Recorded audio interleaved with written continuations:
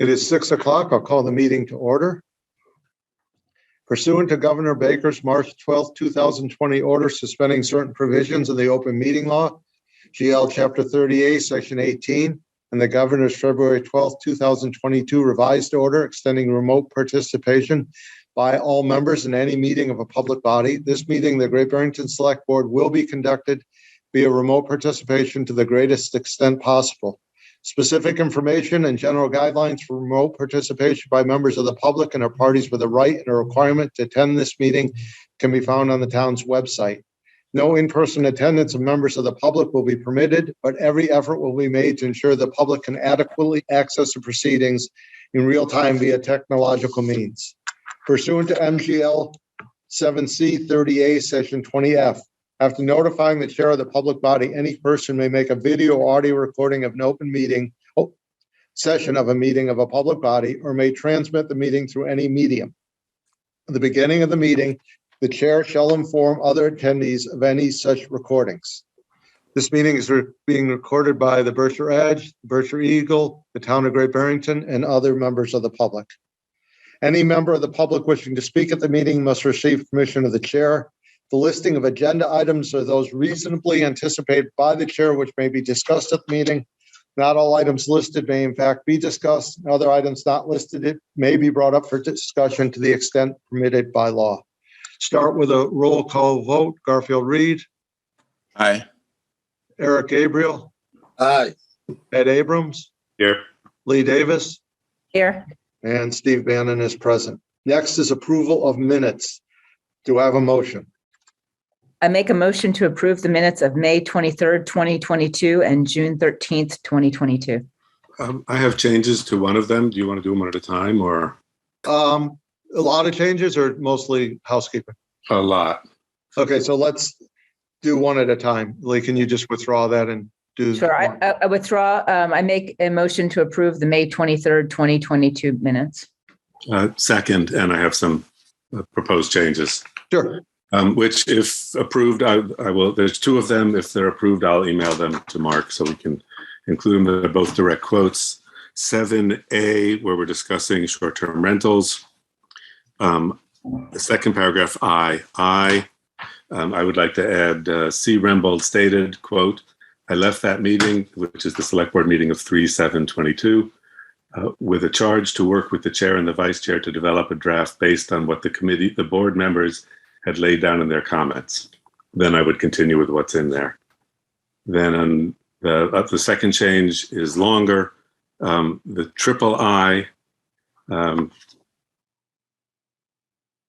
the first, after the first sentence, I would replace the second sentence with S. Bannon replied, the select board, as Chris has pointed out, had asked Lee and I, Chris and Mark, mainly Lee and I, to come back with a draft to the full select board. Ultimately, Lee could not participate. The Ethics Commission said if the grandfather clause wasn't in there, she would be allowed to. E. Abrams said, so the grandfather clause that 4 of you had agreed to have in there was removed, and S. Bannon said it was only 2 of us. Mark and Chris were just giving advice, and then I would continue as it's written. I have no problem with that. Anyone have any questions or concerns? Ed, did you take that from the video, or I'm just wondering why you're highlighting those sections? Those are verbatim from the video. Was there an issue with it? It's clearer about what went on. So were there no changes? You just made it clear. What do you mean? These are changes. But what was wrong in it? Are you adding? Yeah, I'm adding those quotes. I took out one sentence. Which one? I replace the second sentence. Sorry,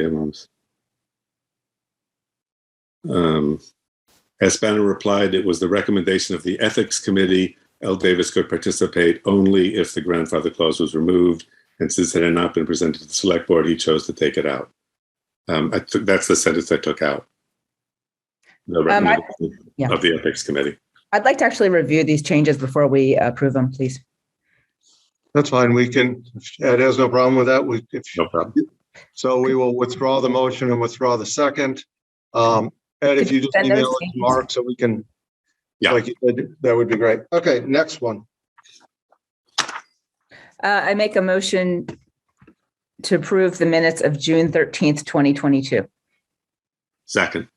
Any changes, corrections, additions, deletions? Roll call vote. Garfield, Aye. Eric, Aye. Ed, Aye.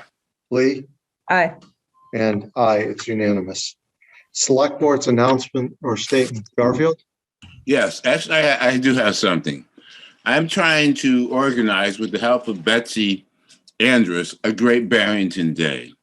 And it's just a way to try to incentivize the people of town, of the folks of Great Barrington, Housatonic, to come into town. We know some of us don't like coming into town. It will coincide the same day as the auto show, which is August 4th.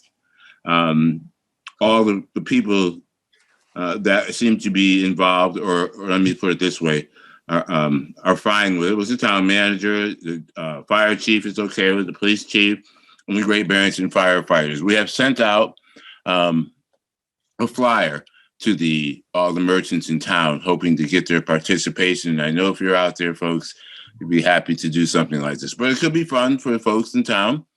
Again, what it would be is you come into town, if you're a resident, you show you're a resident of Great Barrington, Housatonic, and the merchants, whatever they choose to make their offer of them comfortable is what they could do. They can offer maybe a giveaway, possibly a 10% discount on said money spent. Maybe there's a prize or something. Maybe there's a half off or something. But whatever makes them comfortable, we would do and run into the length of the business day. My hope is, I've done a little bit of rough math as far as the cost that would go. It'd be probably about $400 to $500 to advertise it, depending on how many merchants are participating. If no merchants participate, then we're not going to have a day.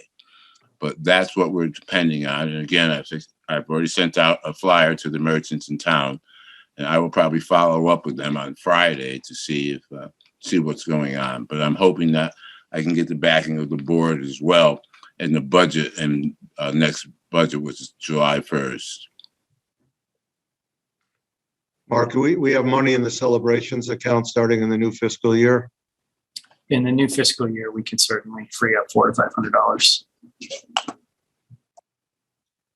$500. Board members? Any comments? I mean, I think it's always great to support the businesses. So well done to Garfield and Betsy for this initiative. I'd love to see the flyer if you have it or have already distributed. That'd be great to see. And I'd love to, if this does go ahead, I'd love to have some data to see how many locals have actually taken advantage of this initiative and see how we can move forward. So thank you. Do we have a minimum number of merchants that we would call us, we would go ahead with this, that will remain open during the car show and participate?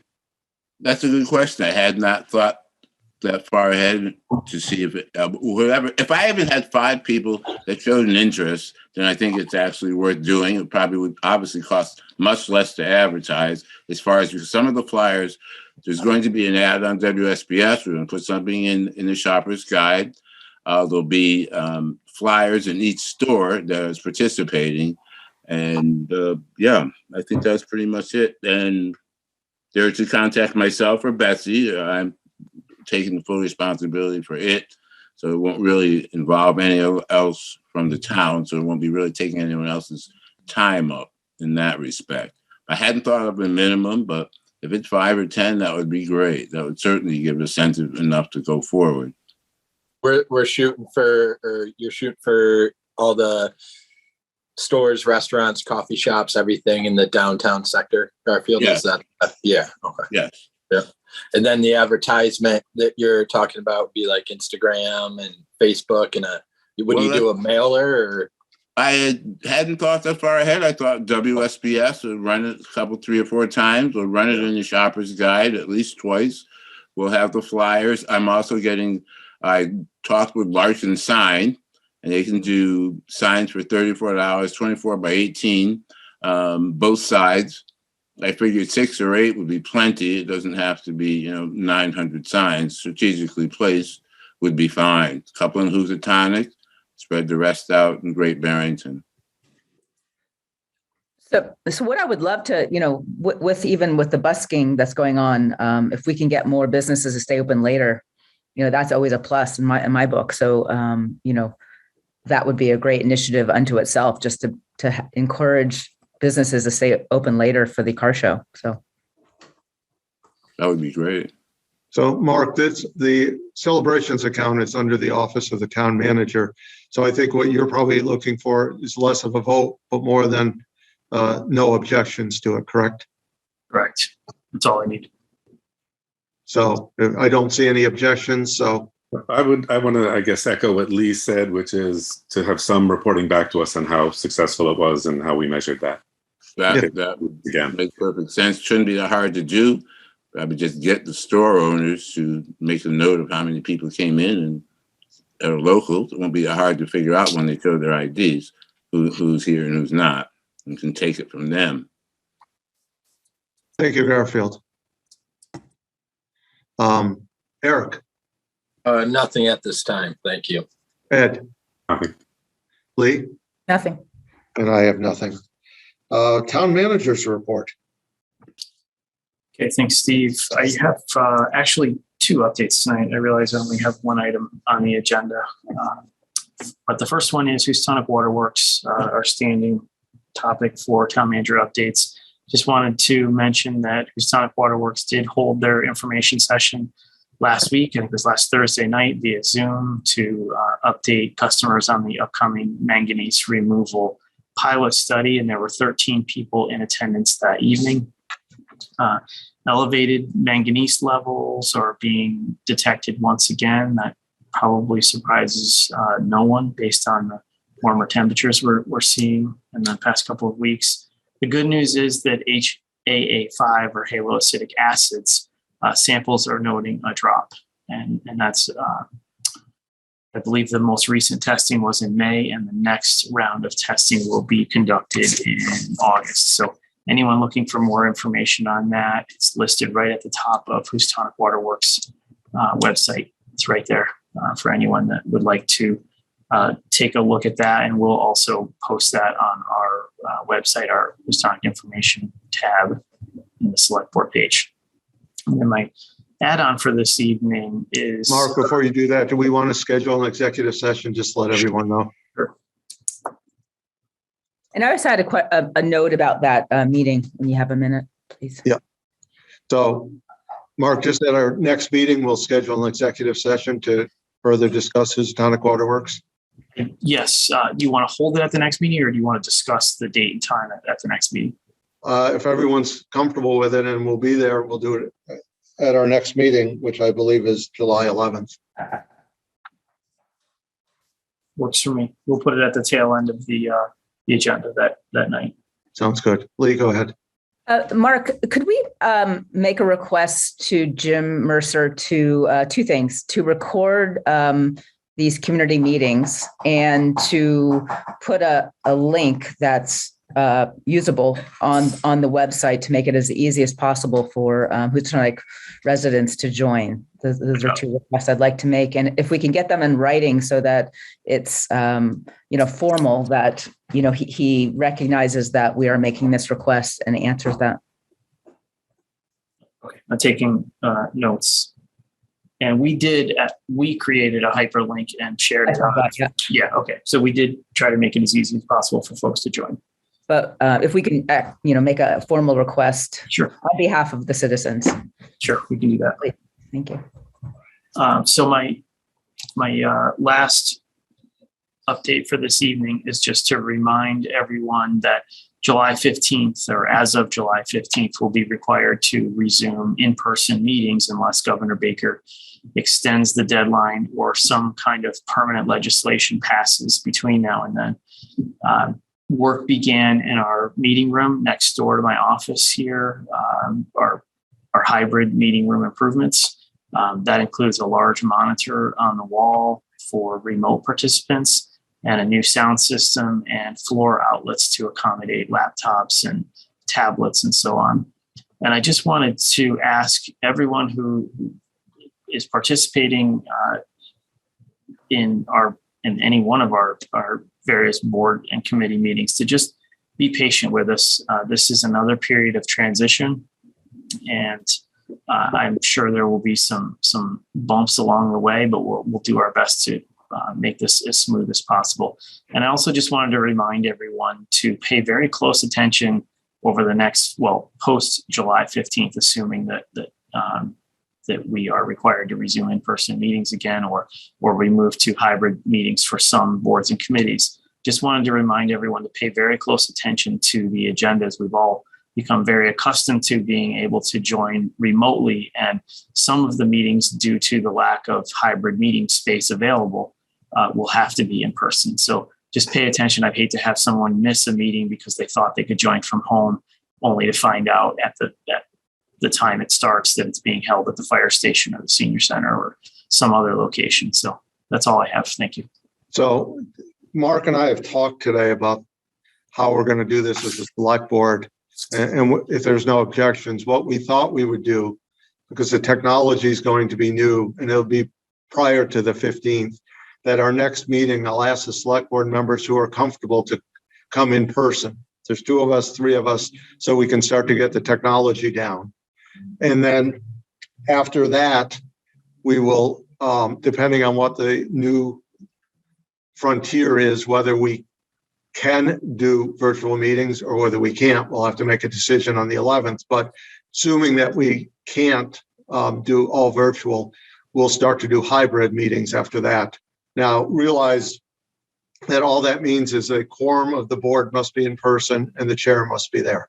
It doesn't have to be the entire board. If you're not comfortable, that's fine.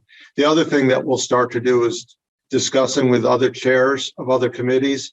And right now, until we get the technology worked out, we're only going to have one room to do hybrid meetings.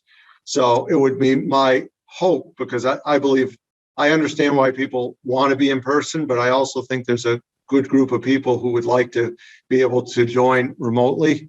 So what my hope would be is that committees that tend to draw a larger audience, or at least people have more interest, especially, and that's hard to say, but they'll all make their own decisions, would use our selectmen's meeting room and have hybrid meetings. And maybe smaller committees who aren't interested in doing it will just go to in person.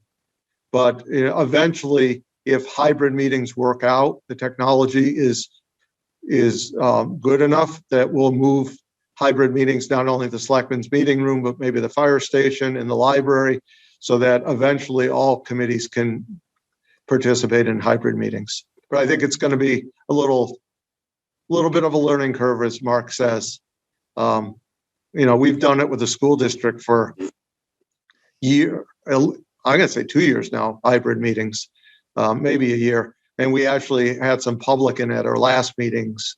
So, and it works, but the technology is a little hard to get used to. So that's why I think it'll be good at our next meeting if some of us are in person, just to start to get used to the technology.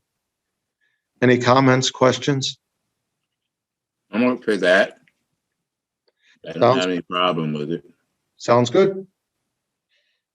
Licenses and permits. Dana Audia for 1 weekday entertainment license at 389 Main Street, Great Barrington, for the Berkshire Botanical Garden Gala on July 2nd from 5 p.m. to 8 p.m. Is there someone on the line, Mark? Do you see? No, I was looking. I don't see anybody with that name, but if you're on under a different name, just raise your hand and open your mic. So this is one of those conditions that if we don't approve it tonight, they won't be able to have it. And they have 2 here, and both of them are private events. It's a gala. Yeah. So do I have a motion? I make a motion. Am I okay? Go ahead. I make a motion to approve 1 weekday entertainment license for Dana Audia for the Berkshire Botanical Garden Gala on July 2nd, 2022 from 5 p.m. to 8 p.m. Second.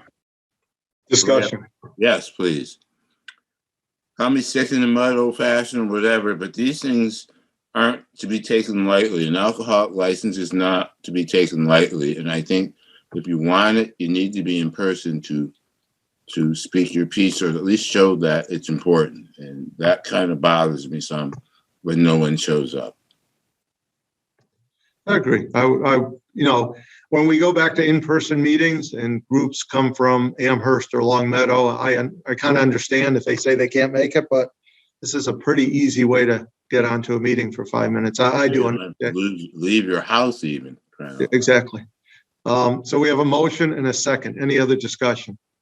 Yeah, I guess, Steve, just Yep. my question would be with like the tip certification and all this stuff. I mean, no one's here to back it up, but somebody, staff, is checked into this. Amy will Right. take care of it. Amy will Okay. take care of that. Okay. Okay. I agree with Garfield on the sense that people should be here. I guess I'm wondering, this one came down to the wire. Did it get pushed because of our agendas being busy up to this point, or is this like a late entry or? We don't push licenses back. Okay. No, those take a couple minutes usually. So Sure. Am I correct, Mark? I've never seen Yeah, that. I don't think we've had this for long. We've been processing licenses and applications as we receive them, unless they're missing a piece of information that's essential. This one, it says on it received June 1st. So Is it possible to maybe hold this till the end of the meeting and give them a chance to come back on the meeting? Because I worry that they might not be able to have the gala. I don't have a problem. I mean, obviously, they should be here in case we have questions. The last time we delayed it, I think twice. And then when they showed up, we didn't have questions. And just so for a little bit of history, in the past, it hasn't always been their fault, that the applicant's fault when they're not here. Sometimes there's a communication glitch or a technology glitch. So unless anyone has a specific question, I don't have a problem approving it as is. Again, I also prefer if they're here, but I just don't think it's a deal breaker that they're not. Yeah, I mean, I guess I don't have a specific question for them. I guess it's just a sense of, they should be here. But yeah, I guess it was in on the first. Yeah, We do notify everyone on the agenda before the meeting, when we post, actually. So it's the week before we do notify folks. So what's the pleasure? I'm not holding it to the end of the meeting at times would be fine, but I don't see any questions anyway. So I don't guess have a question either, other than the question that the fact that they should be here. Yeah. We're here. They can be Eric? Yeah, I agree. I guess I would say, I do love Berkshire Botanical Gardens. But I guess I don't know if I'd always be as agreeable going down the line if people aren't here for it. I mean, this one is short to the date. I don't know. I guess, I would side with, I guess this time around, I'm with Ed and just moving forward. So I would say this, let's take a vote on this now. But I would also say, and Mark, and I'm sure this is already being done, just let Amy know that this board is very serious about the fact that whether we have questions or not, we would like people to show up. So that if we do have questions or concerns, that we can raise them. I mean, you can't really tell people that ahead of time. That doesn't seem to be the right way of doing it. So I have a motion and I have a second. So roll call vote. Garfield. Aye. Eric. Aye. Ed. Aye. Lee. Aye. And aye, it's unanimous. Next one is for the same person, one all alcoholic license at 389 Main Street for the Berkshire Botanical Garden Gala on July 2nd from 5 p.m. to 8 p.m. Do you have a motion? I make a motion to approve an all alcoholic license to Dana Audia at Berkshire Botanical Garden for the gala on July 2nd from 5 p.m. to 8 p.m. Second. Any discussion? Roll call vote. Garfield. Aye. Eric. Aye. Ed. Aye. Lee. Aye. And aye. It's unanimous. Deborah Mars and William Ryan for permission to install a driveway at 116 Brush Hill Road. I think I see Mike Parsons here, so we can just promote Mike if we have questions. That's great. Steve, I'm going to yeah. have to recuse myself. I have a conflict with this. Okay. Mike, your mic is open. Yeah. Mike, do you have anything you want to add before we vote?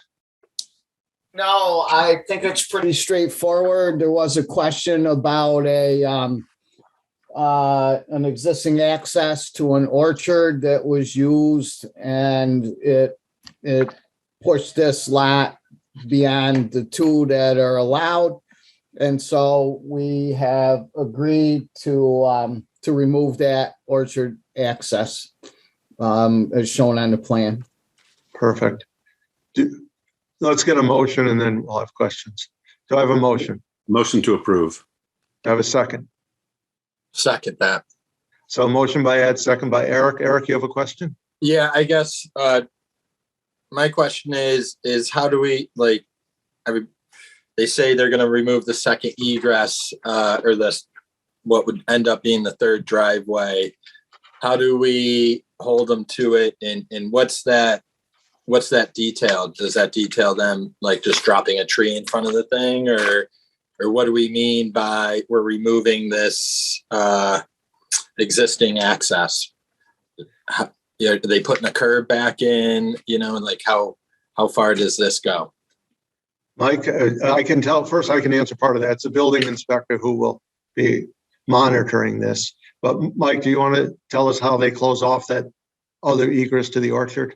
I think they could close it off with a couple of boulders, if that was sufficient. In your eyes, they could drop a tree across it. They could put a gate up.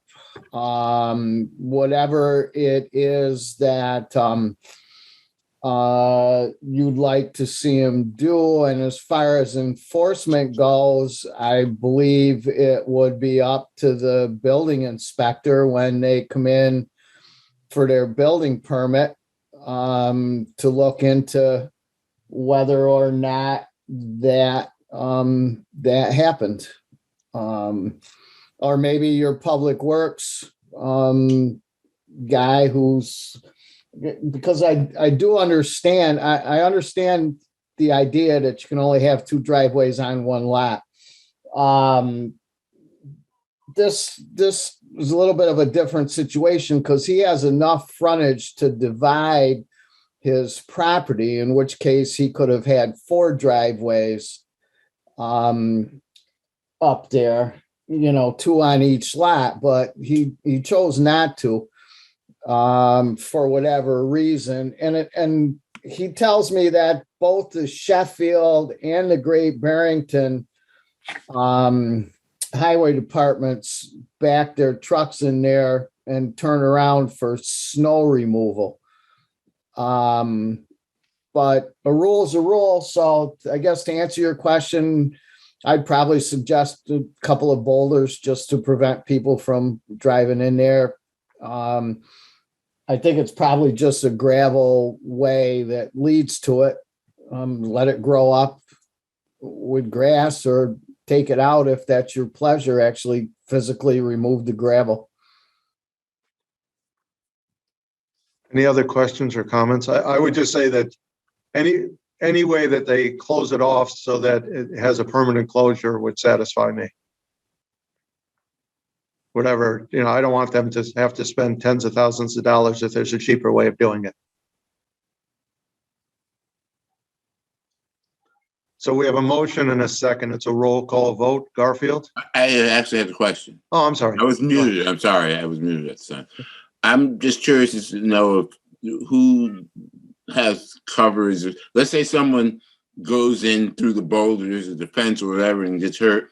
Whose responsibility is that? And will that preclude us asking for something more substantial than boulders, or which are pretty good? But I'm just thinking, I don't know how it works. I don't know if someone's responsible for a blocked off driveway and someone gets hurt in that property, or is it the same as just property damage or someone getting hurt on your property?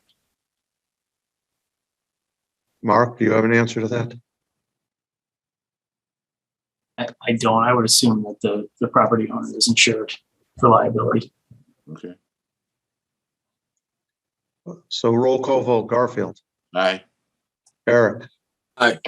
Ed, Yes. and yes, it's unanimous. Thank you, Mike. Thank you so much. Good night. Thanks for Night. what you do. Thank you. Emily Ivy Williams of Style and Franks for an amended common victualler in the alley at 289, 291 Main Street. Emily, just want to give us a quick rundown of what's being amended? Yeah, sure. So I was at the, can you hear me okay?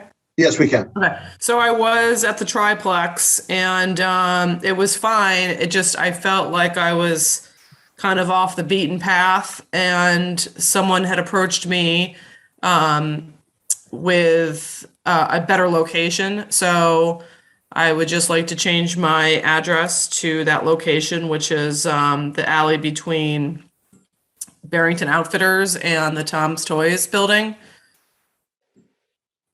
And that's a private alleyway. Exactly, yes. So I'm sorry, do no, you want to go ahead. mention first? I said the No. same question. I assume you have permission from whichever of the two buildings owns the property, and you're backed up not on the public way. Yes, yep. So I have permission from both Peter Drucker and Tom Levin. And so it's my understanding that they own like the first block of sidewalk, if you will, right on their building. So I am in the alleyway. Actually, I don't block. Actually, it's a moot point because I don't block that anyway. So I'm in the alley, and my car is right against the building of Barrington Outfitters, and that will be my permanent location from until I close down. No more changing. It adds a lovely cheerfulness to the downtown atmosphere. Yeah, thanks. Do I have a motion? I make a motion to grant an amended common victualler license to Emily Ivy Williams of Styling Franks in the alley of 289/291 Main Street. Second. Any other discussion? Roll call vote, Garfield, Aye. Eric, Aye. Lee, Aye. Ed, Aye. and I, unanimous. Good luck, Emily.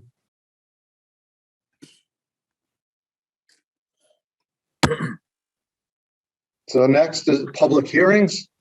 First one is Jean-Francois Bazillion, manager for Bazillion's Fine Food, 684 Main Street, Great Barrington, for annual off-premise package store wine and malt license. What we'll do here, what my suggestion would be, is to open the public hearing and then continue it to August 22nd, because we have an appeal on another liquor license, and I don't think we should go ahead with this until that appeal is heard from the ABCC. So do I have a motion to open the public hearing? I make a motion to open the public hearing for Bazillion's Fine Food for an annual off-premise package store wine and malt liquor license. Second. Roll call vote, Garfield, Yes. Eric, Aye. Ed, Yes. Lee, Yes. and yes, aye. Next, do we have a motion to continue this public hearing to August 22nd, 6 p.m. Location to be Great Barrington Town Hall and remote. And there is a hand up. Let me just allow him to speak. So go ahead, just unmute yourself.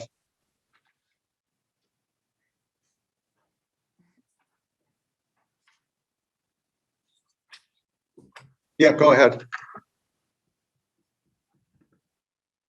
Yeah, ID. Yes, go ahead. You can speak. Press pound. Francois, you can speak. You're unmuted. Oh, Wait, so I'm on. Yes, no, you're not, because yes, you are. you don't know how to do it. We can hear you. All you have to do is speak. Okay. Wait. Keep going. If you can talk. Sorry, like- so lost the first part of our slot. So if there was any questions, I was not able to hear them. No, we didn't have any questions. We're about to continue this, as I think you knew, to August 22nd. Okay. Thank you. You're welcome. Do I have a motion? I make a motion to continue the public hearing of Bazillion's Fine Food for an annual off-premise package store wine and liquor license to August 22nd, 6 p.m. at the location of Town Hall and remote. Second. Any discussion? Garfield? Aye. Eric? Aye. Ed? Aye. Lee? Aye. And aye, it's unanimous. Thank you very much. We'll see you in a few weeks. Thank you.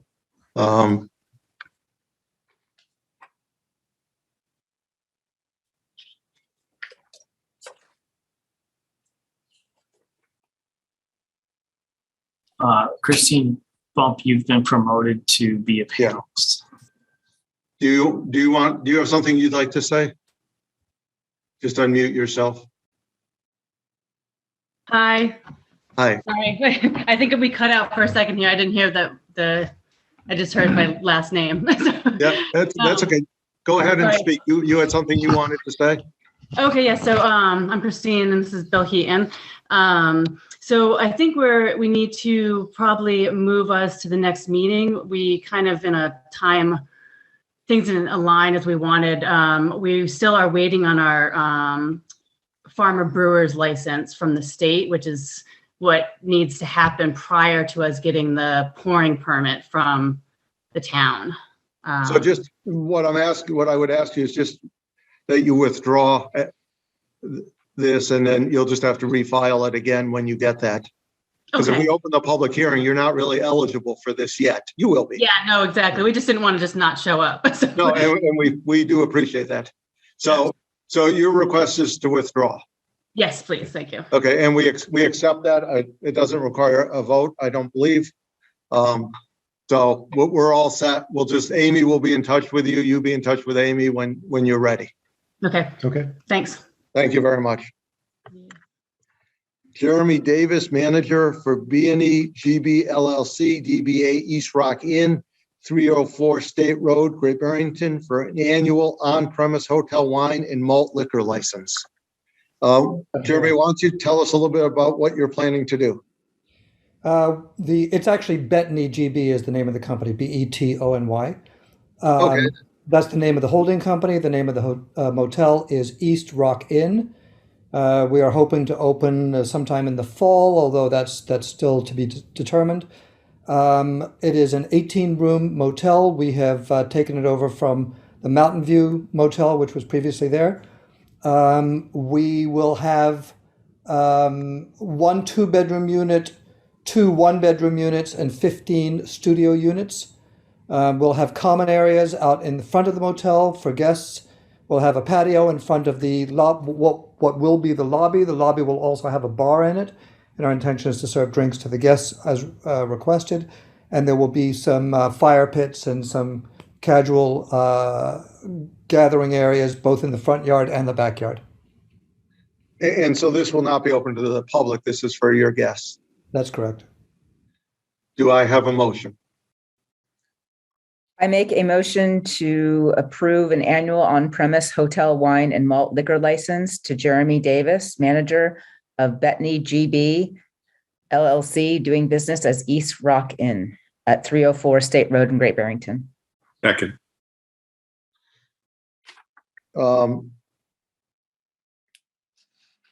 We did not open the public hearing, but I caught it in time. So if you withdraw that, Ed, you're usually good at letting me know when I really like that. So if you withdraw the motion and withdraw the second. So let's make a motion to open the public hearing. Okay, I guess I should withdraw that motion. Yes, please. Withdraw the second. And I make a motion to open the public hearing for Jeremy Davis, Betony GB LLC. Second. Roll call. Garfield. Yes. Eric. Aye. Lee. Aye. Ed, Aye. and I. Does anybody have any questions? I do. Yeah, go ahead, Garfield. And I don't know if it's technical or not, but I believe there is a difference between a hotel and a motel. Are they not a motel and they're asking for a hotel wine? And does that make a difference? They are two different items. Mark? It doesn't make a difference as far as the license goes. No, it's just a pouring license. So hotel, motel, not an issue for us. I have a couple questions as well. If Garfield's all set. Yes. So I guess my curiosity is with a hotel license, what distinguishes that from a restaurant or like a regular bar license? I guess just what the exact difference is on that. I feel like when we've had some bar licenses, we've gotten layouts of the facility and things like that. So just wondering the difference there, and then I guess this means that are the beverages are just not just staying, that they can just bring them everywhere, right? I guess is As long is as that- it's on the property. The intention is to serve on the property. yeah. And Mark, you want to answer the other? Yeah, we do have plans here as part of the complete application for their patio and outside area. And the ABCC will also conduct a site visit. Okay. So they'll ensure that it's in compliance with the request in the application. Great. And Eric, this is not open to the public, unlike the bar licenses that we approve. So this is only open to guests of the hotel, motel. Okay. Yep. Thank you. I have a question, Vivian Orlowski, go ahead. Thank you, Steve. I'm actually asking for urgent help because I'm supposed to be hosting an AgCom meeting, Agricultural Commission meeting right now. And I logged in as normal, but I got a message back from Zoom that I don't have access to host the meeting because I'm logging in from a site that's not normally used for committees at townofgb.org. And they said they're going to send a code to townofgb.org, and I should put that code in, and then they'll let me have access. And I was hoping that Mark, I assume, has access to committees at townofgb.org, and he could email me. I sent an email to him and to you, and hoping to get your attention so that we can go ahead with the AdCom meeting that was scheduled for to start 12 minutes ago. I've been trying to do this since about 6:20, and it won't let me in. Okay, thank you. I'll let Mark deal with this however he can. I'm not sure he can. With the board's permission, I can jump off this meeting and try to assist her. Chris is on and can probably handle. I'm sure he can handle the next few items if the board is comfortable with that. I'm fine with that. Thank you. Thank you. Mark, this is Chris. I think if Vivian could log in under committees, that would probably solve it. Or Amy got the code, one or the other. Okay, so let's get back to this. Do you have any other questions for Mr. Davis, who I've completely lost now? Seeing none, do I have a motion? There he is. Do I have a motion to close the public hearing? I make a motion to close the public hearing. Second. Roll call vote. Garfield? Aye. Eric? Eric? You're muted. Aye. Ed? Aye. Lee? Aye. And I. Do I have a motion on this license? I make a motion to grant an annual on-premise hotel wine and malt liquor license to Jeremy Davis of Bethany GB LLC, doing business as East Rock Inn at 304 State Road in Great Barrington. Second. Any other discussion? Seeing none? Yeah, go ahead. Well, hold on now. I'm still very new to all this, and boy, this seems just too easy. So you can ask questions. We can debate it. We can't ask questions of Mr. Davis because I've closed the public hearing, but you can speak. That was my thoughts. to This is Chris. anyone who can answer them. I'm trying to gain some knowledge. It just seems so easy. Come in, this is what I want. Boom, you got it. I mean, seems too easy. It's alcohol. Just people. If it's helpful, this is Chris speaking. If it's helpful at all, a public hearing involves notification in the newspaper and notification of abutters. And that's often where concerns come from most, is abutters. And that's the purpose of the public hearing. And I don't want to say what the board should be listening for, but that would certainly be something that might be of concern, is if abutters had concern.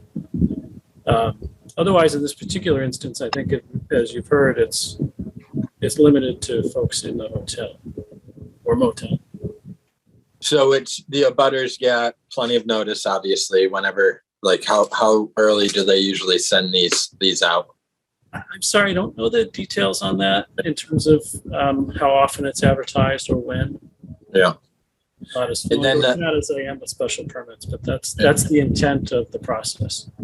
And then the ABC board, I believe, as Mark said, does a thorough walkthrough and they hold whatever they have, right? Right.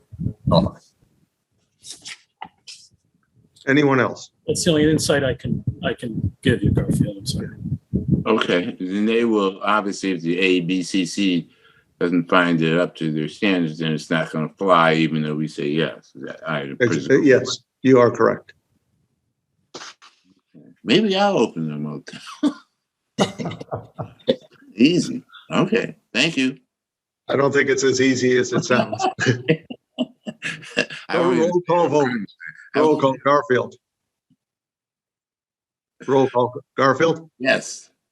Eric. Aye. Ed. Yes. Lee. Aye. And aye. It's unanimous. Good luck. Thank you. We have 6 panelists and 24 attendees at this point. So, okay, next will be from our previous business, Main Street pedestrian crosswalk safety next steps. This is from April 11th meeting. Chris, you want to lead off? Sure. And Steve, I'll ask if there are any representatives from Beta Engineering in the audience to please raise your hand. And Steve, if you could promote them. I'd be glad to. The speaking role. It might be Tyler or Ken Ho. I don't see Tyler. Oh, I got a hand up. Good. Tyler. There's Tyler. Okay. While Steve is bringing our engineers from Beta Engineering in. So the board last discussed this in April, and our partners at Beta presented a plan to you about various interventions at the 2 crosswalks on Main Street at Railroad Street and the one at Rotary Way. Possible design interventions to make it safer for pedestrians to cross and making pedestrian crossing movements more noticeable to vehicles traveling on Main Street. That plan was in your packet for tonight. We did cover some concerns at the last meeting, at the April 11th meeting, and staff has some thoughts about how to proceed with the project to meet some of those concerns. Money to implement this project was included in the approved fiscal 23 capital budget. So at this point, we are just seeking the select board's direction as to which option to choose, the short-term option, the long-term option, or staff's recommendation would be some sort of in-between option. So we can share it on screen or proceed it. Chris, if you would go over briefly the 3 options and staff's recommendation, please. Sure. I'll let Ken and Tyler speak a little bit more detail, but briefly, the short-term options were simple markings at both Railroad Street and Rotary Way to increase visibility. The longer-term option is more of a more of an infrastructure project. It involves building out mid-block pedestrian islands in the middle of Main Street, where you can place signage and flashing beacons, for one thing, to make drivers alert that there's a pedestrian in the crosswalk. But those midway islands also provide a place for pedestrians to stop in a safe place, ensure that cars aren't coming, and then proceed across the second half of the street. Last time we acknowledged some of the concerns that the worst visibility for cars seeing pedestrians is when somebody is, let's say you're coming southbound on Main Street and somebody is crossing from the east to the west. If there is a car in the middle lane and you're in the outside lane, you are blinded. You can't see who's coming across the crosswalk. And so beacons or flashing lights would help alert you that somebody's in the crosswalk. One of the issues with the mid-block pedestrian islands is, while they're great for visibility and a refuge, and they, in a sense, shorten the crossing distance for pedestrians, they are more of a challenge for plowing and clearing the street. And in particular, an island at the Rotary Way crossing poses some significant concerns to our emergency response staff, because that area southbound on Main Street at Rotary Way is where the southbound traffic is coming from one lane and it's just getting into two lanes. But that's an area where if we have a single lane, if there's a mid-block island in Main Street and cars, if emergency response vehicles can't get around and can't pass, and there's a mid-block island or something in front of them in the middle of Main Street, then they'd get stuck in a bottleneck and unable to respond. So that's a concern to our ambulance and fire crews and police and emergency responders. So again, short-term option, basic signalization and signage. Long-term option creates these mid-block crossings. Staff recommendation is to do a hybrid, to put a pedestrian island at the Railroad Street crossing, but not at an island, to attend to these bottleneck concerns of our emergency responders at the Rotary Way. So island at Railroad, no island at Rotary Way. And Ken and Tyler can speak a little bit more about those options. Sure, why don't you go ahead? Sure. Hey, Chris, thank you. Mr. Chair, if I may, this is Ken Ho with Beta Group. And Tyler, feel free to chime in too. The only thing I would like to add regarding the option 2, which provide the center island, is the benefits of that from a pedestrian standpoint is when you're crossing Main Street, especially Main Street is 4 lane plus the bike lane. It's a very long crosswalk for pedestrian. By creating the island in the middle provides not just a refuge for a pedestrian. It actually allowed pedestrians to focus on crossing one direction of travel at a time. Because without the island, pedestrian would constantly has to look at both sides, the northbound traffic and the southbound. So with the middle island, basically allows the pedestrian to, hey, if you're crossing on one side, all you need to do is focus on the southbound traffic. And then once you arrive at the middle of the island, now you shift your focus to the other direction travel. So allows a much safer path for a pedestrian to cross Main Street. So from a pedestrian safety standpoint, the middle island, that's the benefits of having the island. So do I have questions from the board? Lee, go ahead. I have a comment rather than a question. I don't know if this is a comment period or just a question. Of course. So I feel extremely passionate about encouraging pedestrian usage in downtown and encouraging pedestrian safety. And I'm a big proponent of the 2 islands option. I understand that there are concerns about the emergency response access, but for far too long, we've put our pedestrians at risk. And I think this is the time that if we're going to do something, we should do it right. And just listening to, is it Ken? I don't want Yes. to. Thank you. No, you got it right. This is an opportunity that many of us has been pushing for a long, long time, and I really do think that we should go with the 2 island option, and that we should put pedestrian safety as our priority and encourage the use of pedestrians in our town. If we want Great Barrington to be a destination and not just a cut through that people, whiz through, we really need to protect our pedestrians and the people in our town. So I understand there are concerns, but I think the emergency responses can still get through.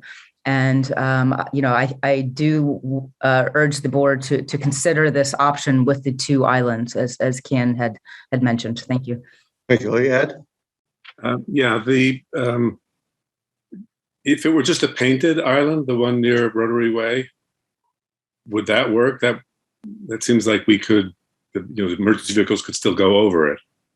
It would work as long as there wasn't a pole or a beacon in the middle. Right.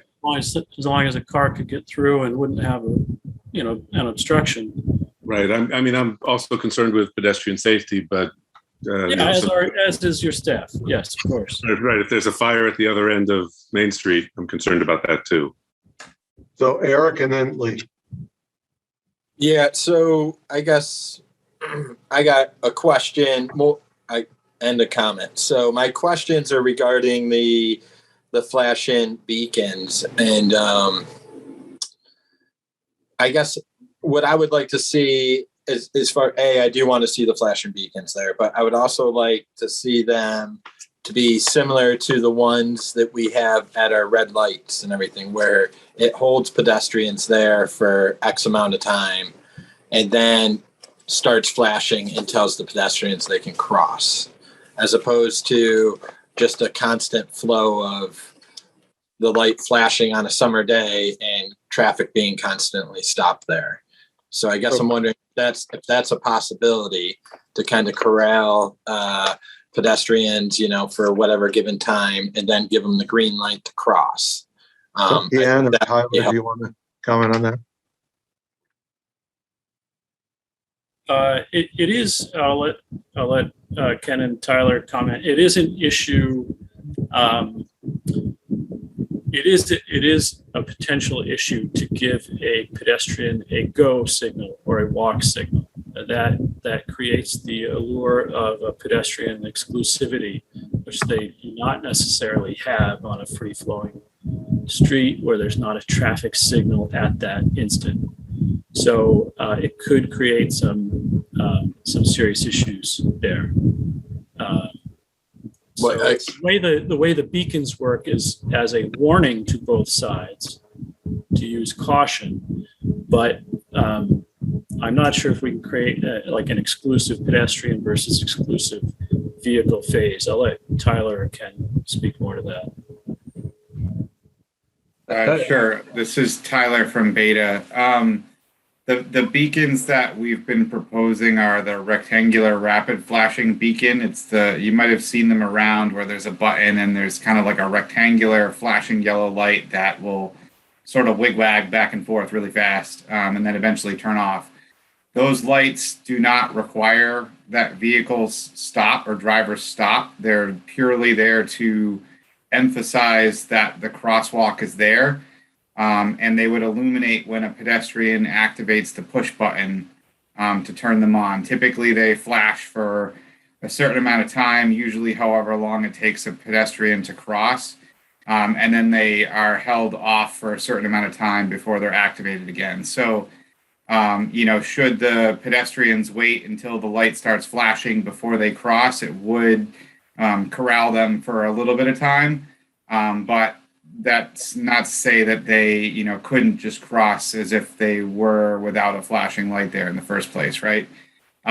Providing a pedestrian traffic signal with, red lights or, walk, don't walk is a completely different ballgame.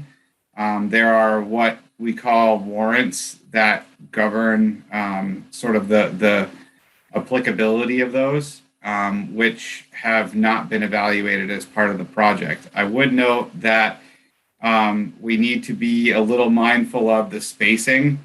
So knowing that there is already a light at Elm Street, these two crossings are within 350 feet of that. And so to have the signals that closely spaced together isn't recommended.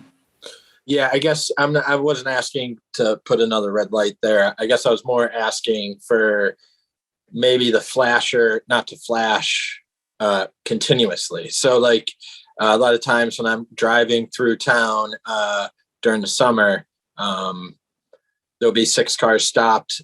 People will walk by, one car goes, then, more people are walking by, then another car goes. So I guess what I'm asking is if the flasher can just not activate continuously so that the whole flash becomes mute, just because if you're driving through town, I have to drive through town a lot for work. So if you're driving through town on a summer day, that flasher is going to be running 8 hours straight, on a busy summer day, and it's going to lose its effectiveness, I guess, is what I'm concerned about. So if it was like every 2 minutes, the flasher goes off, then people can cross, I guess is kind of the way I'm asking this question. If there's some sort of time that we can put on it so it's not continuously flashing and pedestrians know they should wait a little bit before attempting to cross the road. Sure. Until the flash. I believe that you can program in, what I dub is like a cool down. So, it activates and then it won't flash the lights again for a certain period of time, even if a pedestrian pushes the button. We can explore a bit more in terms of what that timing is, or is it a minute, 30 seconds, whatever, to let the vehicles proceed. But yeah, this would be pedestrian push button activated. It wouldn't be flashing constantly. Yeah. Go ahead, Ken. I was going to add that they can be timed. I understand exactly what you're trying to point at. The flashing beacon system that we are recommending, they will not be continuously running. And you are absolutely right. Sometimes, with light that's continuous flashing, they tend to lose their effectiveness. People sometimes just blow through it. So in this case, there'll be time in such a way that when someone pushes the button, we'll make sure that, it'll flash the duration would be for that person to cross Main Street.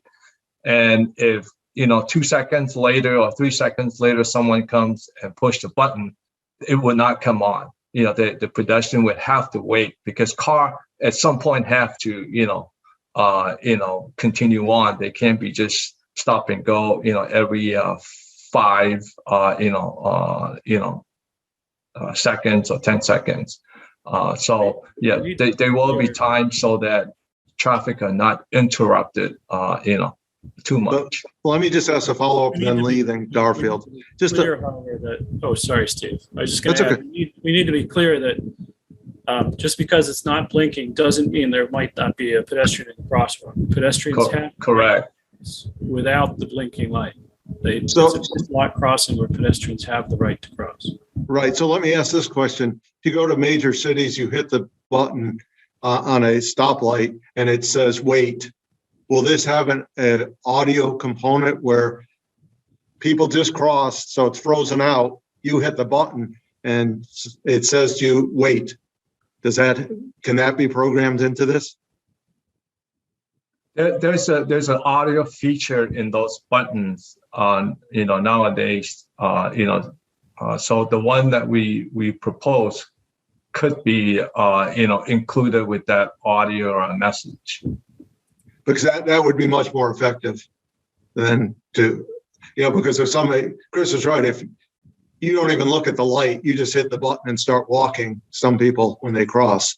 So at least there'll be something that reminds them that they have to wait. Yeah, Lee, go ahead.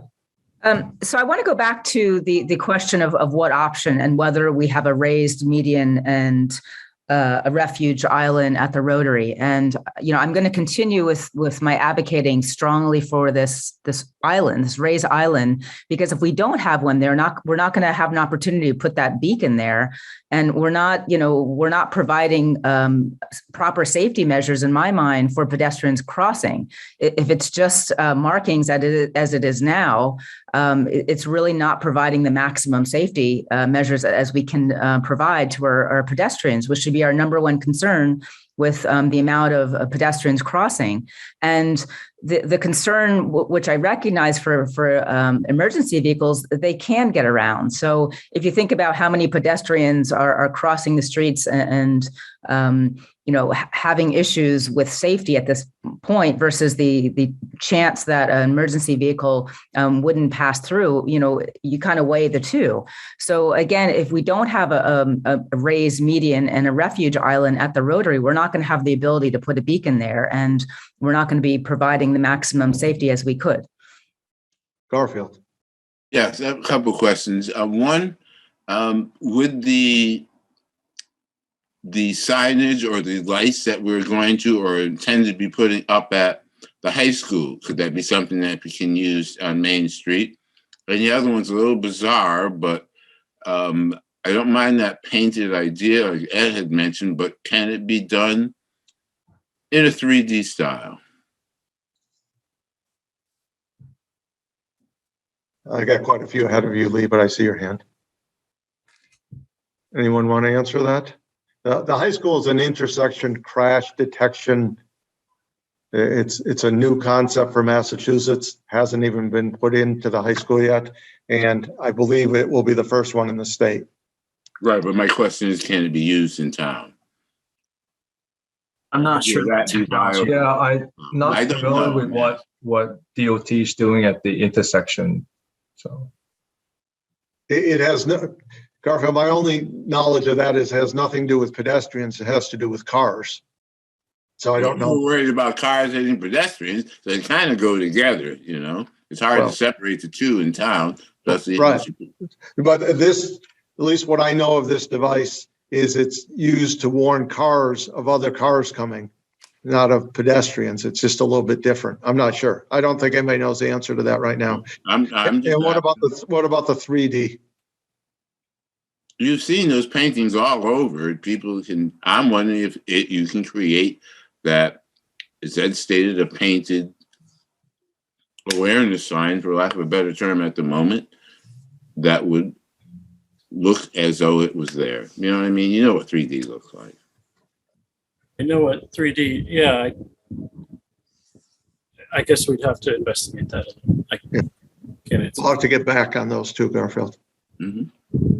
Eric, you have more? Your hands up? Yes. Go right yes, ahead. I do. So I guess switching over to the islands, I'm hesitant about the island at Rotary Way, and the shortening and making the road one lane for any longer than it has to be. Also, I understand the need possibly I do understand the need for the island at the Railroad Street crossing there. And I think a halfway point raised island there would be beneficial. But if our firefighters and first responders are concerned about the second one there, I would totally lean with them and leave it out. I do feel that most of the instances we hear about and see have been at the Railroad Street crossing. So I do feel that we need to make that as safe as possible. But my concern would be making the road southbound lane any skinnier than it already is. And I just don't know that we need that island at that spot is my thinking there. So just wanted to make that statement. Thanks. Lee, go ahead. So I'd like to have Ken and Tyler speak to this because I've never seen an island that's just simply markings without a beacon. And I want to get their take on the effectiveness of that. In my research, an island is going to be raised and have a median for pedestrians to feel safe. So I would like them to speak to that, please. And also, I would also like some clarifications when the emergency vehicles say they're concerned versus them not being able to get through. What are they actually saying? So I guess I'm going to Tyler first. Yeah. So regarding, Mr. Chair, if I may, so regarding the painted island versus a raised or physical island, the how effective is a painted island? Certainly, painted island is not as effective as a physical raised island.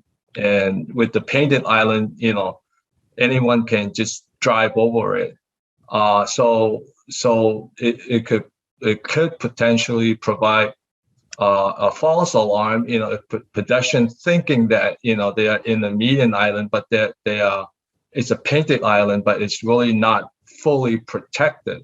So with the physical island, definitely, you could put another beacon in the middle, added visibility, because Main Street is just so wide. So that's our experience with the painted and the physical island.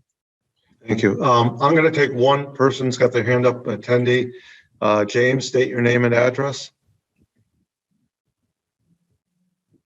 Good evening, board. This is James Garzone, 84 North Plain Road. My only comment is that since the professionals are stating that the raised island would cause issues, I think we should listen to them as they are the professionals.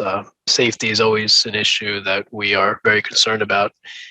But again, relying on the professionals who state we need not a raised island, I would suggest. So thank you very much. Thank you. Garfield, go ahead. Yes, I'm wondering why can't we employ the same type of measures we used on South Street that seem to be effective? Because if everyone remembers, there's been a couple fatalities down a little bit south of Big Y, and I don't think we've had that concern any longer. So why can't we use something that is used there? I think that's a flashing beacon, Garfield, if I'm right. Chris, I'm not quite honestly sure, but I know there's not been any incidents, as there were, of people dying there. So it must be effective. So that's my question. Can't we use signage and beacons? I think is the Main Street, South Main Street. Lee, go ahead.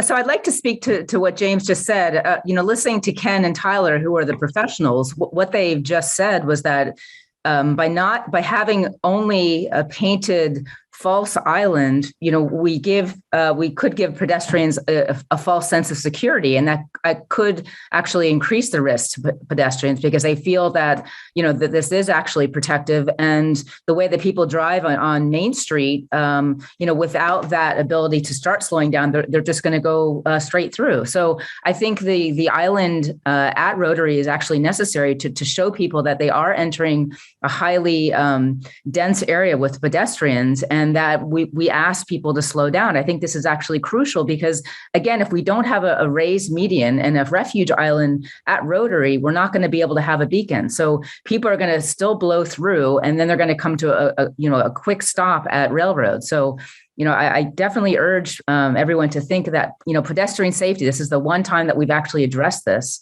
and I would ask Chris to detail the exact concerns. Are you saying that emergency vehicles cannot go through if there's an island there? I'd like to get some clarification on that, please.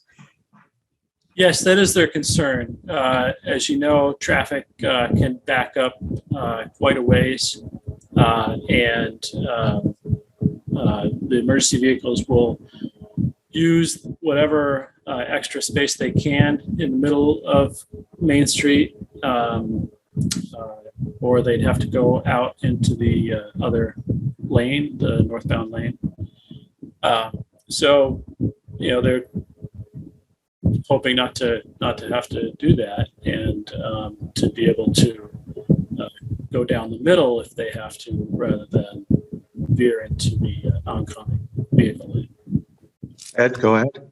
Yeah, we don't have the luxury of saying we're going to do all we can for one thing and ignoring what we're causing in the other. And perfect is often not an option. And I have, in another town in another state, seen somebody die waiting for an ambulance to get there, which was stuck in traffic. It's a very real concern of our emergency services. And I sort of want to echo what James said, is they're the experts. And we can't do what's perfect. Whatever we do here is not going to be perfect. There'll be some risk. Yeah, I think it's kind of interesting if you put the beacons up and put the raised islands up. I think that's still giving you a false sense of security because there is no light, which was what Eric was talking about. And I'm not proposing more stoplights on Main Street before anyone thinks that's what I'm proposing. People are going to just walk all the way through, whether there's an island there or not, because they think they have the right of way, and they do have the right of way. So I'm not sure that that raised island isn't giving a false sense of security also. There's nothing to force them to stop.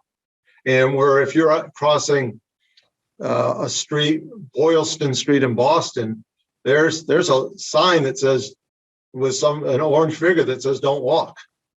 With here, there's not going to be that. So that concerns me. Garfield and then Lee. Yeah, so I'm just thinking a little bit about money.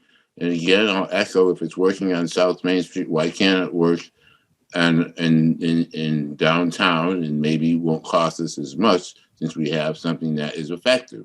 I think we should not ignore something that works. And also, I think your raised island's a great idea. It's just something else for someone else to hit. It's not a guarantee as well. As Ed said, nothing's going to be perfect. We have to look for the best option. And right now, I'm going to reiterate, I don't disagree with Lee's sense of urgency of protecting pedestrians. I'm all for that. But again, I'm all for saving some money if we already have something that's proven effective. And have we had a death or anything down in South Main Street? We have not, since it appears, since that apparatus has been installed, whether it's flashing beacons or et cetera, it seems to be doing its job. Lee, go ahead.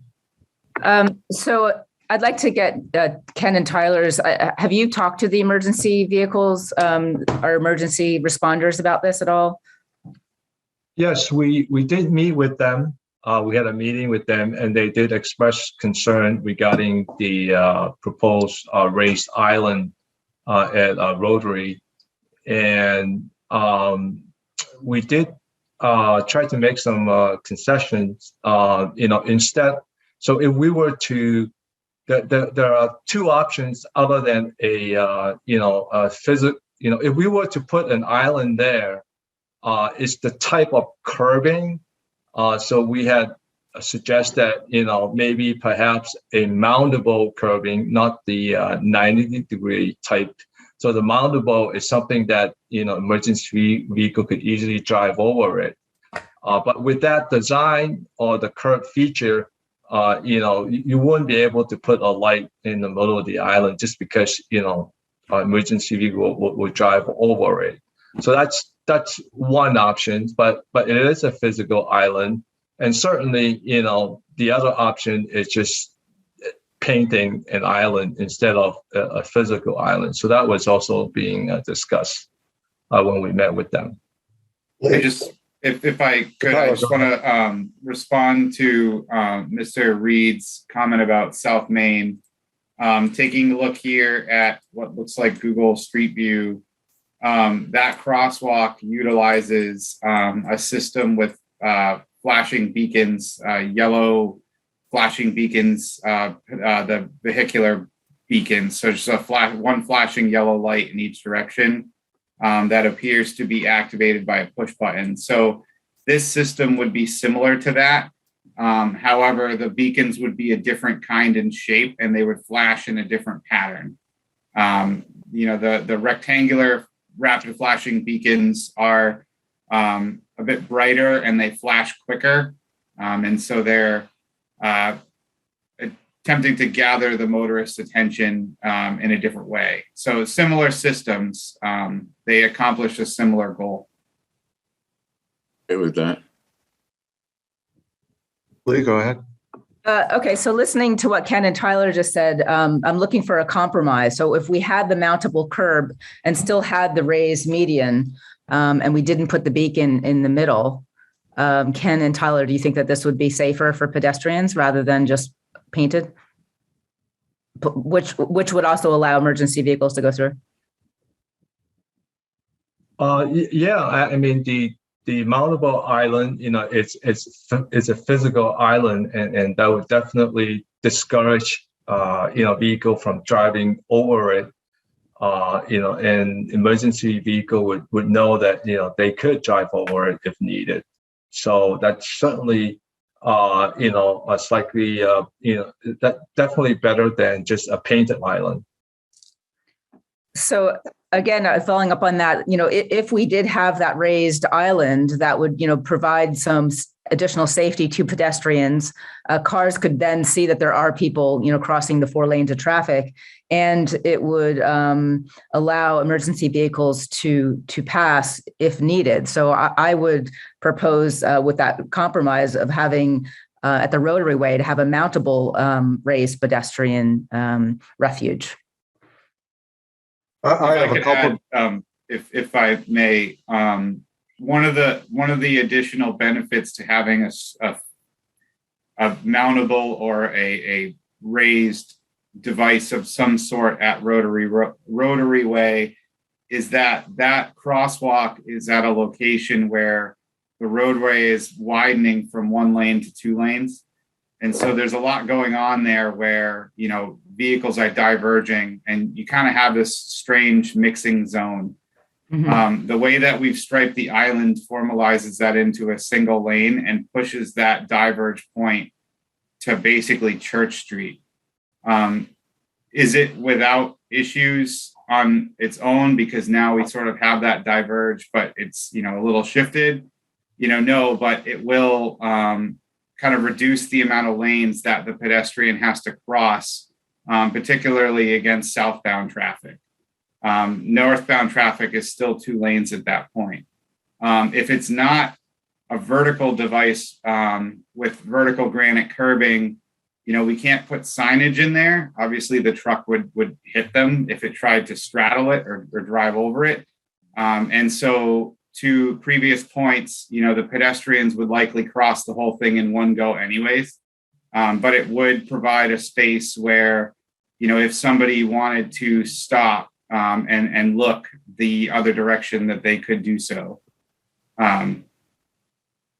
So I hope that kind of wraps up the whole discussion about mountable versus raised versus flush.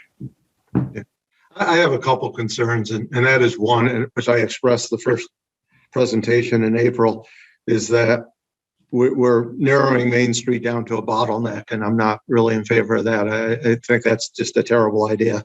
And my other is we're all not taking into account that when people cross the street, and we've all seen this, they're oblivious. And I'm not saying just 1 or 2. They're the people who are talking on the phone, drinking their coffee, holding their 4-year-old, and not paying any attention. I mean, we got it. People got to be more responsible. The drivers do too. I get that. But people crossing the street on Main Street are some of the most irresponsible people I've ever seen.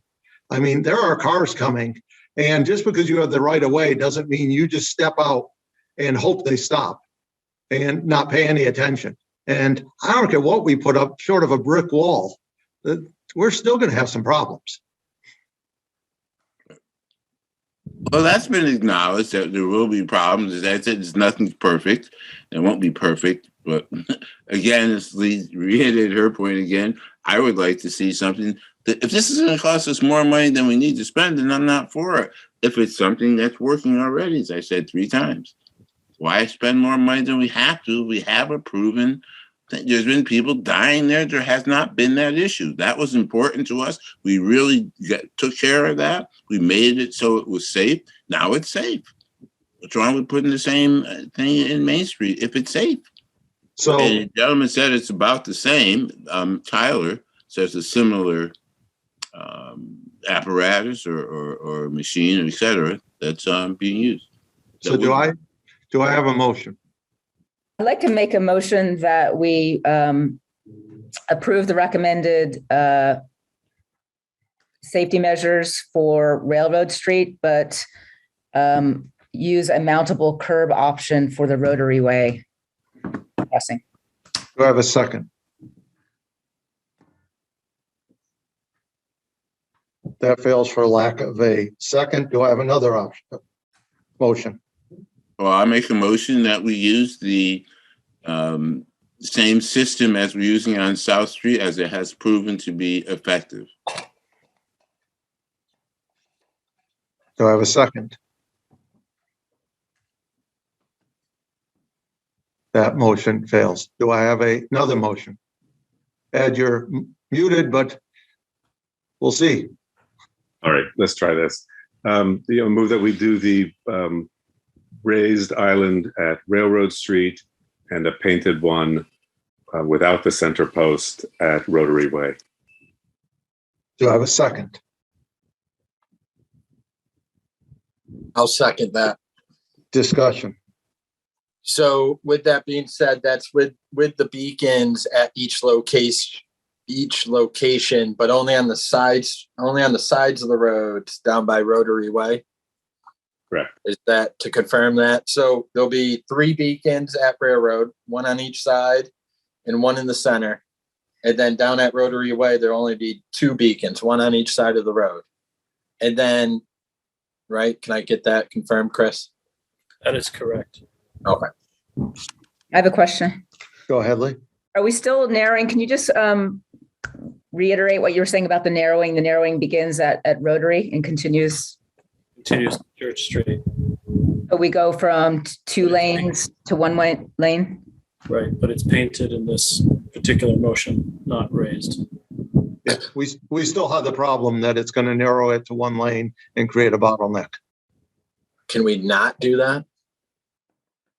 We Can we not narrow it down? You could leave it just as it is now and just put beacons on the sides.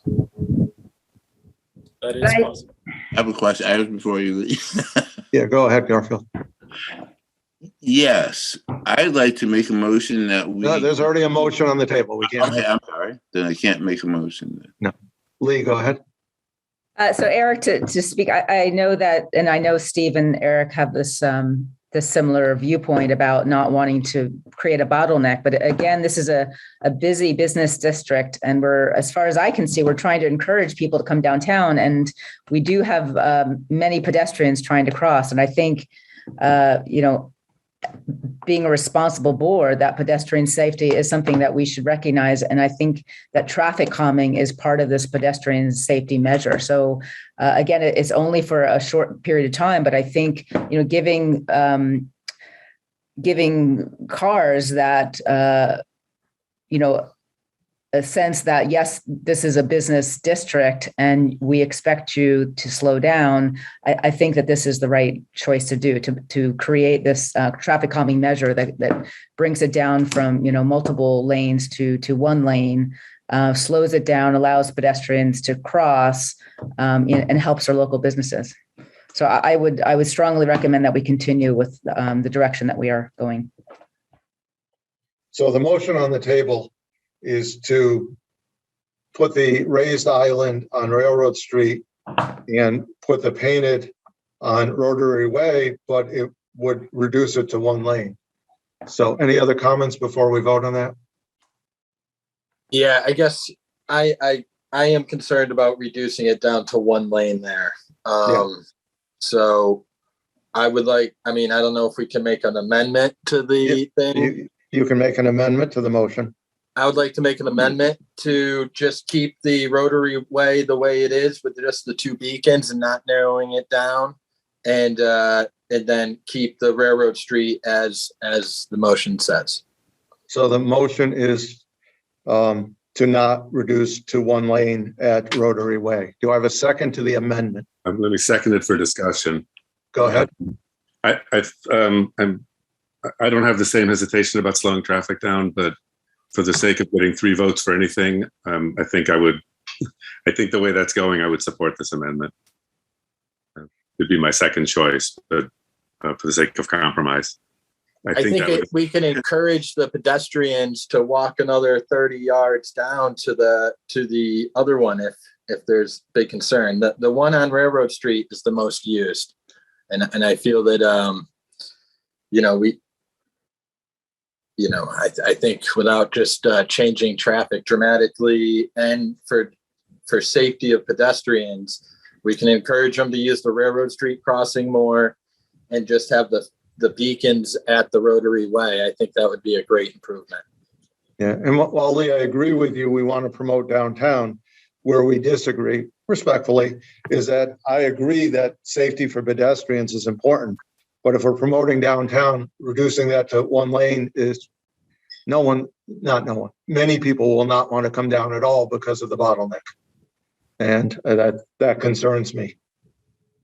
So can I speak? Of course. So we had a recommendation earlier that, it goes from the 2 lanes to the 1 lane. So, when we think about talking to professionals and recognizing their opinion, we're bypassing what they said in the very beginning, way back when they went through the presentation. So again, Ken and Tyler and whoever, came to us and Chris, the benefits of starting to narrow the traffic and start the traffic calming measures earlier to give cars a sense that this is a busy area. So I think if we wait to narrow it, we're not giving really enough time for cars to make that transition. They're still going to be going, very, very fast, and we're putting more pedestrians at risk. So, I'm willing to forego the raised island at the Rotary, but I feel very strongly about narrowing the roads and just slowing down traffic for this, these couple blocks. I mean, there's so many people traveling and walking on the streets. We have kids, we have the elderly. I mean, where are we? I just think that we're missing the whole point. This has been an issue for so long, and this is a chance to rectify it. So I guess I asking for Tyler and Ken to, since they were here from day one and they put the recommendation together to narrow it when they did, if you could speak up and, talk. There's a motion, so now it's board's time to discuss. Oh, okay. So maybe, yeah. Well, I'm sure this is probably not going to fly, but I'm still a little foggy on procedure. Can I amend that we take this to the public? There's already a motion, so let's get through this motion. You can't do that. Okay, that's why I asked. But I would surely allow, it's a little out of order. I understand you want to take this to the public, but I think that's what we're elected for. I don't know how the rest of the board feels. Well, I understand that, but we are charged with thinking for the public. You're right, but if the public doesn't think it's something we need, then we're giving them something that they don't need or don't want. That's why I'm asking. I just had a procedural question. Since there was a vote on the table before the amendment came, can we vote on that first motion without the amendment? No, you have to vote on the amendment. But we never got a chance to, okay. Yeah, that's the way procedure works. In order to vote on Ed's original motion, we would, if you want to keep that whole, then you would have to vote down the amendment. Okay, so we have a motion on the table, which is to amend the original motion by not reducing it to one lane at Rotary Way. We've had a motion, we have a second. So roll call vote. Garfield. I don't know. I'll come back to you. Thank you. Eric. Aye. Ed. Aye. Lee. No. Garfield. No. And aye, so the amendment passes 3-2. Okay, now the original motion, which is, and stop me if I get this wrong, but is to have Railroad Street with the raised islands, the 3 beacons, have Rotary Way with this painted island, not reduce it to one lane, and to have 2 beacons. What do you mean? Again. What do you mean not reduce it? I thought. Not reduce it. We just voted not to reduce it to 2 lanes. The amendment changed the original motion. So this one now we're voting on, what's the difference? So this one we're voting on, which is the original motion as amended, which is Railroad Street has the raised islands. It has 3 beacons.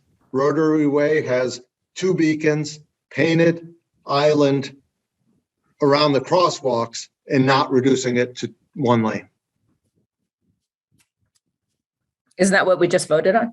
No, what we just voted on was the amendment, which was to change Ed's motion. Sorry, Ed, I have to call it your motion because I don't know how else to do it. Change Ed's motion from reducing it to 1 lane, and Eric's motion was to not reduce it to 1 lane. Oh, so I wanted to reduce it to 1 lane, so I guess I voted wrong. No, you voted no. Oh, okay. You voted correctly. So if I wanted to reduce it, if I do want it to reduce it, I have to say yes for the next one? No, if you want to reduce it to 1 lane, I shouldn't tell you this, but you have to vote no on this one because this one will make it 2 lanes. The motion right now will make it 2 lanes. It passes. Any other discussion? I realize there's a hand up in the audience, but this is board time now because we're at our discussion point. Okay, so let me be really clear again so no one says they were unclear. Railroad Street, 3 beacons, raised island, Rotary Way, a smaller painted island, 2 beacons, and continue it as 2-way, not reduce it to 1-way. That is the motion we're voting on. And Eric and Ed, since you made the motion and the amendment, I want to make sure you agree with that. Yes. Yes. Okay, so this is a roll call vote. Yeah, Lee, go ahead. When it gets to Railroad Street, does it go to 1-way on this motion? 1 lane? 1 lane, yeah. No, it was never, Railroad Street was never 1 lane. It was reduced from Elm to Rotary Way. Am I correct on that, Tyler or Ken? Yes. Or Chris? Thank you. Yeah, there's so much room in the middle at Railroad Street. There was always room for a raised island. So the proposal would never have narrowed it. Right, because there is a left turn lane going towards Railroad Street. And so there's already a painted gore area opposite that to have vehicles not use the left turn lane as another through lane. So I have a motion and a second. Roll call vote. Garfield. Aye. Eric. Aye. Ed. Aye. Lee. Aye. And aye. It passes unanimously. Thanks. Our Thanks, next everyone. steps will be to progress with the design refinements and specifications, talk with Mass DOT and Federal Highway, and then we'll be in touch about a schedule. Thanks, everyone. I appreciate it. New business, vote to appoint Julie Idjar,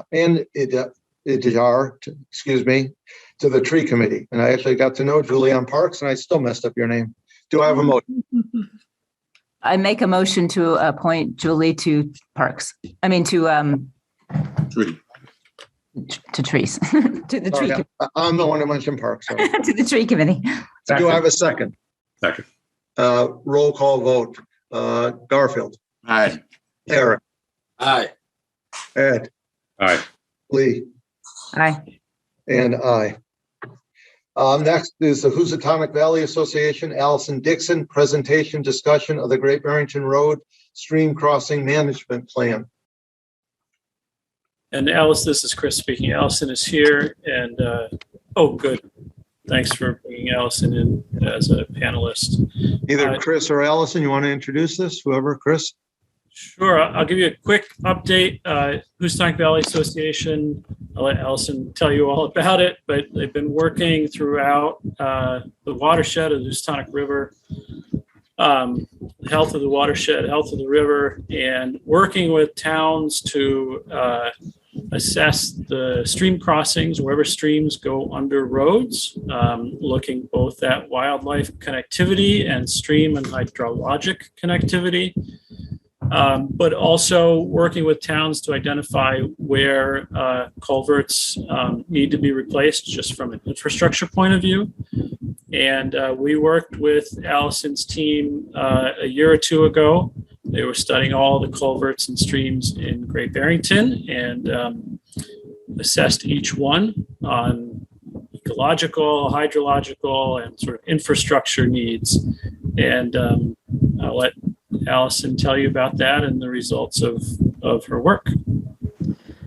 Sure. And thank you so much, Chris. I appreciate the introduction. You did a great job. And thanks for your patience. So We've I been wanting am to do this here for a while. tonight, really, and I do have a PowerPoint presentation, but I know your meeting has already been long.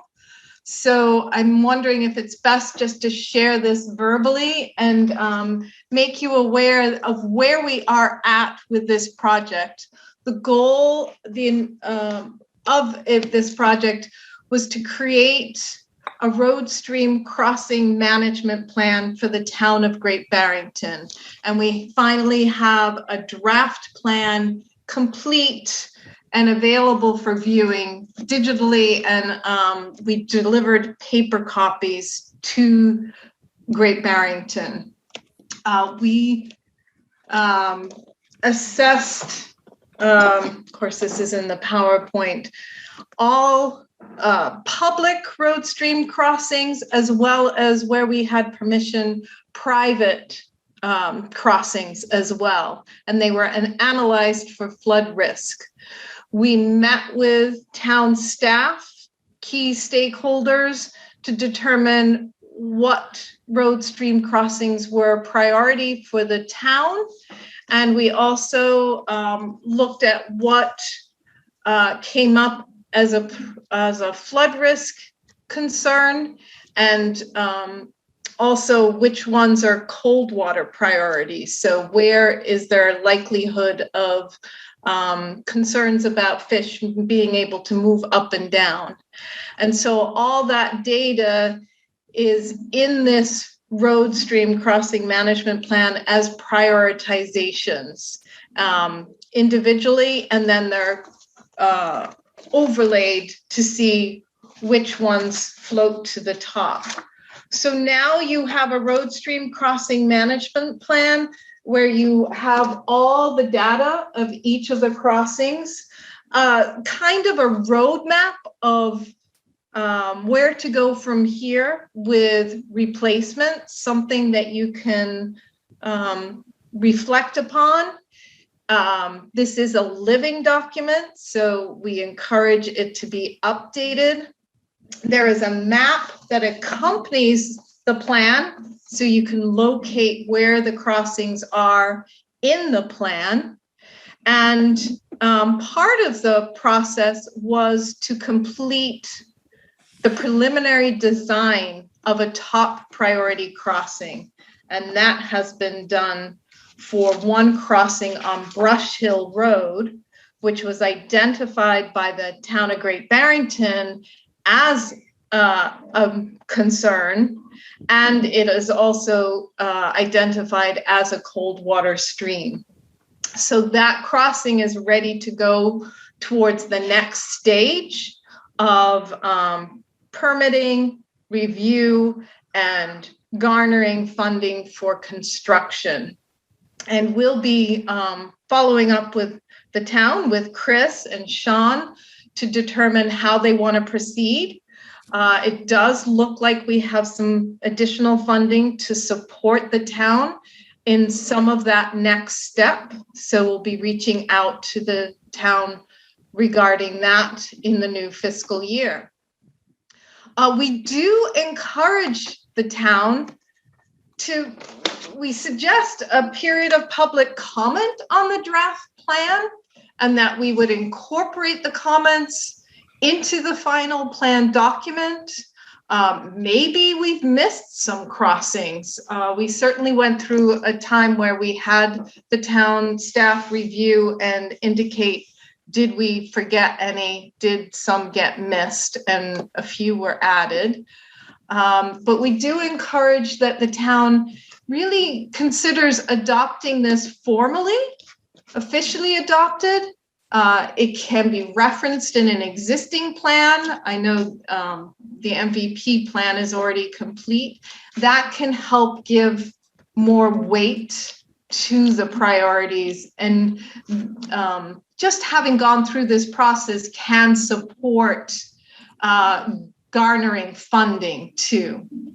I wanted to just ensure that HVA is not going to disappear off the map. We want to be here to support the town as you move forward, and especially in that initial priority crossing, and keep the conversation going to support any future replacements that meet our goals and yours. So let me ask this to both Allison, Chris, and Mark. Can we make copies of this available in the libraries and at the town hall, and then schedule a public comment period at one of our next meetings? And then we can vote to adopt it after we hear public comment. Does that make sense to everyone? And Chris, do you have the facility to print like the larger map 2x3, or do you want us to provide some additional copies? That'd be great, Allison. Yeah, let's talk about that and how we can make it available both in print and online. They're very, very large files, Yeah. a little bit unwieldy. So let's see how we can do that and get the word out. And it's easier. It's kind of easier to flip through, I think, the paper and looking at the map. So yes, let's have a conversation, Chris, and we'll see how we can support that and get that going in July. That'd be great. Great. And we can come back to the board. Yeah. Ed? Yeah, just a question probably for Chris and Mark. The fact that we don't have a DPW superintendent eyeballing this, is there a reason that should make us nervous, or is there enough oversight? No, Allison, so Sean has left the position for another town. I am out of the loop. I'm so buried. My head is buried with work. No, Sean was fully involved in the drafting of this. So okay.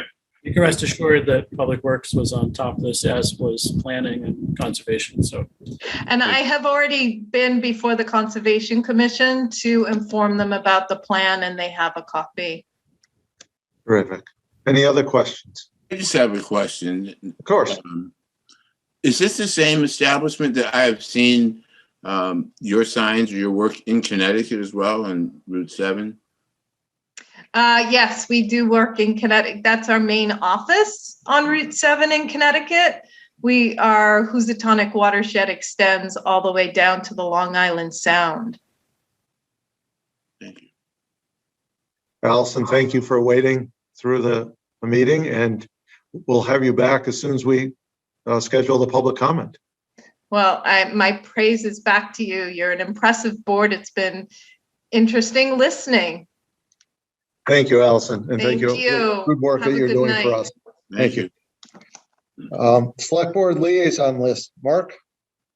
Okay, so in your packets for this evening, we included an up-to-date Select Board liaison list. And the list that you see in your packet is the one that was approved back in October 25th, to be specific. So going forward, we will be sure to include this conversation on the agenda for your annual reorganization meeting in May. And we've put a note in our annual operations calendar to remind us to do that. So before you begin your discussion on this list, I just wanted to suggest or recommend that perhaps you remove a few of these assignments, just because I don't think they're as necessary today as they may have been at one time. And those would be the COVID task force, which we are no longer meeting in person for anymore. We're only sharing updates through emails. The emergency medical services liaison, marijuana, and parking. Does anyone have a problem with removing those four? Seeing none. So as Mark said, this will be a little more intuitive next year when we do it during our reorganization meeting. But if you look at these now, is there anyone that wants to get off of one of their assignments? Because now would be the time to speak. And how this works is because we haven't done this, is typically what happens is we do this kind of as a volunteer. Say you want or you don't want to. It's really the chair who makes the final decision, but rarely does it come down to that. Usually we as members can figure it out. Ed? Yeah, it's not really the question you asked, but Eric and I have both expressed interest in the planning board housing subcommittee. If no one, does anyone want to get off of that? This is the planning board subcommittee. Is that what you're speaking about? Yes. Housing subcommittee. No, Yeah. I'd like to stay. And Garfield? Oh, absolutely. Okay, so we're gonna leave it as is. We can't put a quorum on there. Well, it wouldn't make much sense to put a quorum on there. Any other ones? So we will leave this as is to be revisited at next May. Select Board Town Mission Statement. There was provided to us our current mission statement and 3 options. And I don't know how the board wants to move ahead with this. They want to discuss this tonight. They want to have another option. What's the wish of the board? I'm ready to vote. Another date? I'm sorry, Garfield. Another option meaning another meeting date is what you're saying? Well, if we want more time to look at this, that's all I'm saying. And Lisa, she's ready to vote. Ed, Eric? Yeah. I can vote tonight. I'm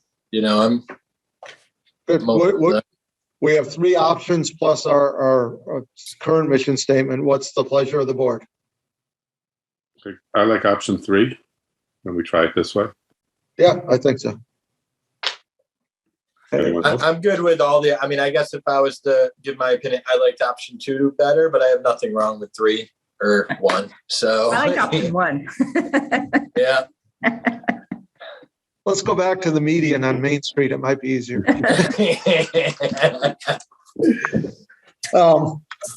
Yeah, I think they're all an improvement over the one we have now. Nothing wrong with the one we have, but I think they're all just a little bit better. What's the pleasure of the board? You and Garfield want to weigh in, and we'll see. Yeah, I don't think any of Garfield, us is there any object one that to any you of like that. better than the other? Okay.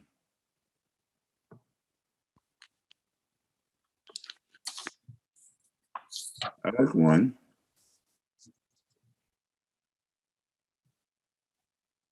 I like the past history in 3. That's what kind of drew it to me, but I have no problem with, I will support any of those 3. Ditto. Lee, make a motion. You're putting on me now, huh? Nice one. Okay. I make a motion to accept revised statement option 1. Do I have a second? I have a motion and a second. Any discussion? Roll call vote. Garfield? Aye. Eric? Aye. Ed? Aye. Lee? Aye. And aye. It's unanimous. So revise. So let's read that. Great Barrington strives to foster an inclusive, sustainable, and welcoming community with opportunity for all through responsible governance. And so for those of you who don't have it in front of them, that is the mission statement of the town. Very nice. If you don't mind, I just want to say thank you to the board. The original mission statement was approved in 2008. And of course, I think at that time, the recession was what was on all of our minds, and that has since changed. And this was identified as a moderate priority. I know the board is aware of that. I just wanted to remind everyone else watching tonight that this is something we identified as a priority. So I'm thrilled to have a new mission statement to share. Thank you. Thank you, Mark. Mark, do you want to talk about our response to the open meeting law complaint? Sure. So last item on our agenda tonight, on June 17th, we received a complaint alleging that 2 select board members violated the open meeting law during our process of drafting a short-term rental bylaw. I've been asked to read a statement this evening, and if the board agrees with this position, the position that's outlined in this statement, Counsel David Dineski will craft a formal response in line with this position on behalf of the board. So I'm going to go ahead and read that now. Report on open meeting law complaints of Antonio Segala and Daniel Seitz. On June 17th, 2022, the town manager's office received 2 identical complaints signed by Antonio Segala and Daniel Seitz on behalf of 8 other named persons, asserting that the select board members, Bannon and Davis, violated the open meeting law over the course of 2 board meetings on March 7th and May 23rd, 2022. The complaints state that on March 7th, the select board asked 2 board members to revise a draft bylaw proposal on short-term rentals and present a revised draft for review at a later board meeting. The complaints reference a revised draft that was presented to the board at its May 23rd meeting and state that this sequence of events proves that a de facto subcommittee operated in de facto violation of the open meeting law and that there was no public notice and opportunity to be present at the subcommittee meetings. And that's a quote. I have reviewed portions of the video recordings of the board's meetings of March 7th and May 23rd, which are referenced in the complaints. I also consulted with town council, and I would offer the following for the board's consideration. The open meeting law applies to public bodies, including multiple member boards, commissions, committees, or subcommittees. It states that a subcommittee shall include any multiple member body created to advise or make recommendations to a public body. Mass General Law, Chapter 30A, Section 18. In considering issues related to creation of a subcommittee, the Attorney General's office has stated that the law defines subcommittee as a multiple member body created to advise or make recommendations to a public body. The Attorney General's office has also established a 3-part test to determine whether a group of individuals is a public body that is subject to the open meeting law. And the questions are as follows. 1, whether the entity is, quote, within government and not excluded from the definition of, quote, public body. Whether the entity is a, quote, empowered or is, quote, empowered to act collectively. And 3, whether the entity serves a public purpose. And you should refer to Open Meeting Law Determination 2013-56. In this instance, after a fairly lengthy discussion on March 7th, it was Assistant Town Manager Chris Rembold who made the suggestion that he could work with 2 members of the board in order to make revisions to the draft short-term rental bylaw in an attempt to come up with a document that could be endorsed by at least 3 members of the board. Selectwoman Davis volunteered to work with Chris, and the chair stated that he could be available for this task. There was no vote of the board. There was no statement regarding creation of a subcommittee, and there was no delegation or grant of any authority to the chair and Selectwoman Davis. The chair simply stated, and I quote, "Let's move ahead. Lee and I will work with Chris on this, and let's move this ahead, or move ahead on this." A similar situation was reviewed in a 2017 open meeting law determination on a complaint that the Brookline Select Board had created a subcommittee that did not comply with the law. The Attorney General's office stated that the analysis would depend on the Select Board's action in whether it intended to create a multiple member body. And you can refer to Open Meeting Law Determination 2017-111. The issue was proposed policies of the town's Diversity Commission that were to be adopted by the Select Board. At a public meeting, the chair suggested that the draft be sent back to the commission to incorporate public comment and asked whether a Select Board member would lead the effort to complete the task. Then a member of the board suggested that another member take the lead and also offered to help that named member. There was no vote of appointment or grant of authority by the board. After the meeting, the 2 members in question worked with the police chief and a member of the commission to finalize the document for consideration at a subsequent Select Board meeting. After review and based on the facts, the Attorney General's office found that the board had not created a subcommittee. The determination did note that if the board had formally appointed the two members in question to collectively revise the draft policies, it would have created a subcommittee. At this board's meeting on March 7th, there was no vote to appoint the chair and Selectwoman Davis as a subcommittee. They essentially volunteered to assist in the drafting process for the short-term rental bylaw, which was being led by the assistant town manager. The revised document presented for the board's meeting of May 23rd was for all and subject to the board's discussion and approval. It was not a recommendation. On the basis of the facts, I would recommend that the board vote to find that it did not make the chair and Selectwoman Davis a subcommittee at the meeting of March 7th, and that there was no violation of the open meeting law, and therefore no remedial action is required, and to authorize the town manager and or town council to prepare a written response to the complaints with the reasons for the board's vote. I have a motion to accept the prepared response and proposed motion. I make a motion to accept the response and prepared motion and prepared. Seconded. I'll second it for discussion. Yeah, go ahead. We have a motion and a second. Ed? Yeah, so but I by no means agree with their suggested what we should do to remediate. Whether or not it takes a formal vote to create a subcommittee will be something the Attorney General will say, but four of us discussed this and said it was a good idea. 3 people volunteered to do it, and Steve, when Garfield volunteered, you said that would be too many. So I think it's a little disingenuous to say, it was entirely out of the blue and not. I mean, we definitely did not vote, and I think we should say that. But 4 members of the committee who were involved in the discussion agreed that 2 members should meet and report back. And Chris did say at the meeting when he reported back that the committee had that the select board had charged him with meeting with the 2 members.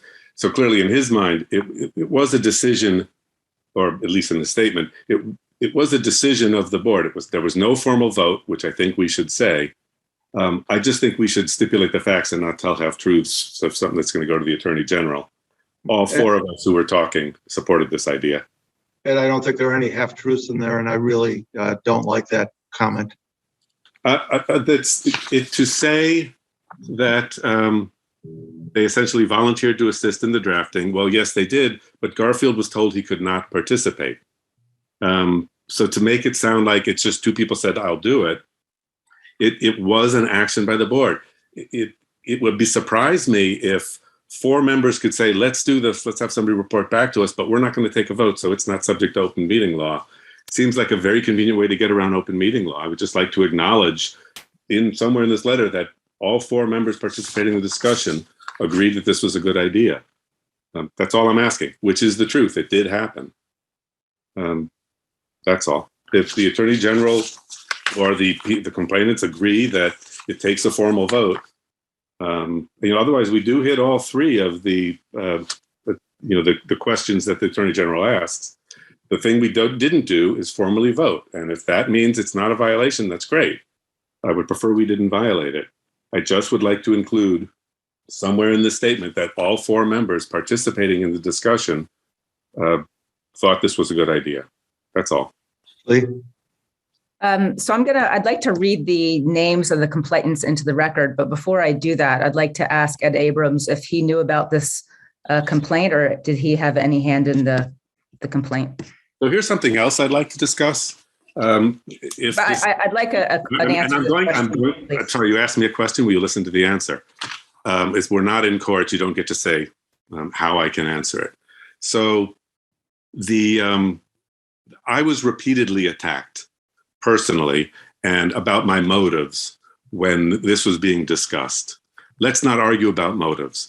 Lee just in the paper this morning said, now you are attacking you're saying, I hope these destructive efforts to stop so we can move forward with implementing the approved bylaw and honoring the wishes of Great Barrington citizens. Ed, we're talking about the open meeting law. Can you just... Right, so the motivation of the people who brought this forward is not relevant. How it was done is not relevant. Who was involved is not relevant. So no, I didn't put this forward. I wasn't part of this, but that's not relevant. And I wish we could stop doing personal attacks to try and make a point. When we were discussing the open meeting law, not once did I attack somebody's motives or the reasons they were doing. And not once did I get an answer to my arguments. Why are we picking on renters and people who live in affordable housing? Stick to the open meeting law. Right. So I've answered your question. I don't think it's a relevant question, and I really wish we would stick to the facts, which is all four of us agreed that this was a good idea. So the reason why I asked you is I would like to read the complainant's name into the record. And my question was if you knew about this complaint before the board did.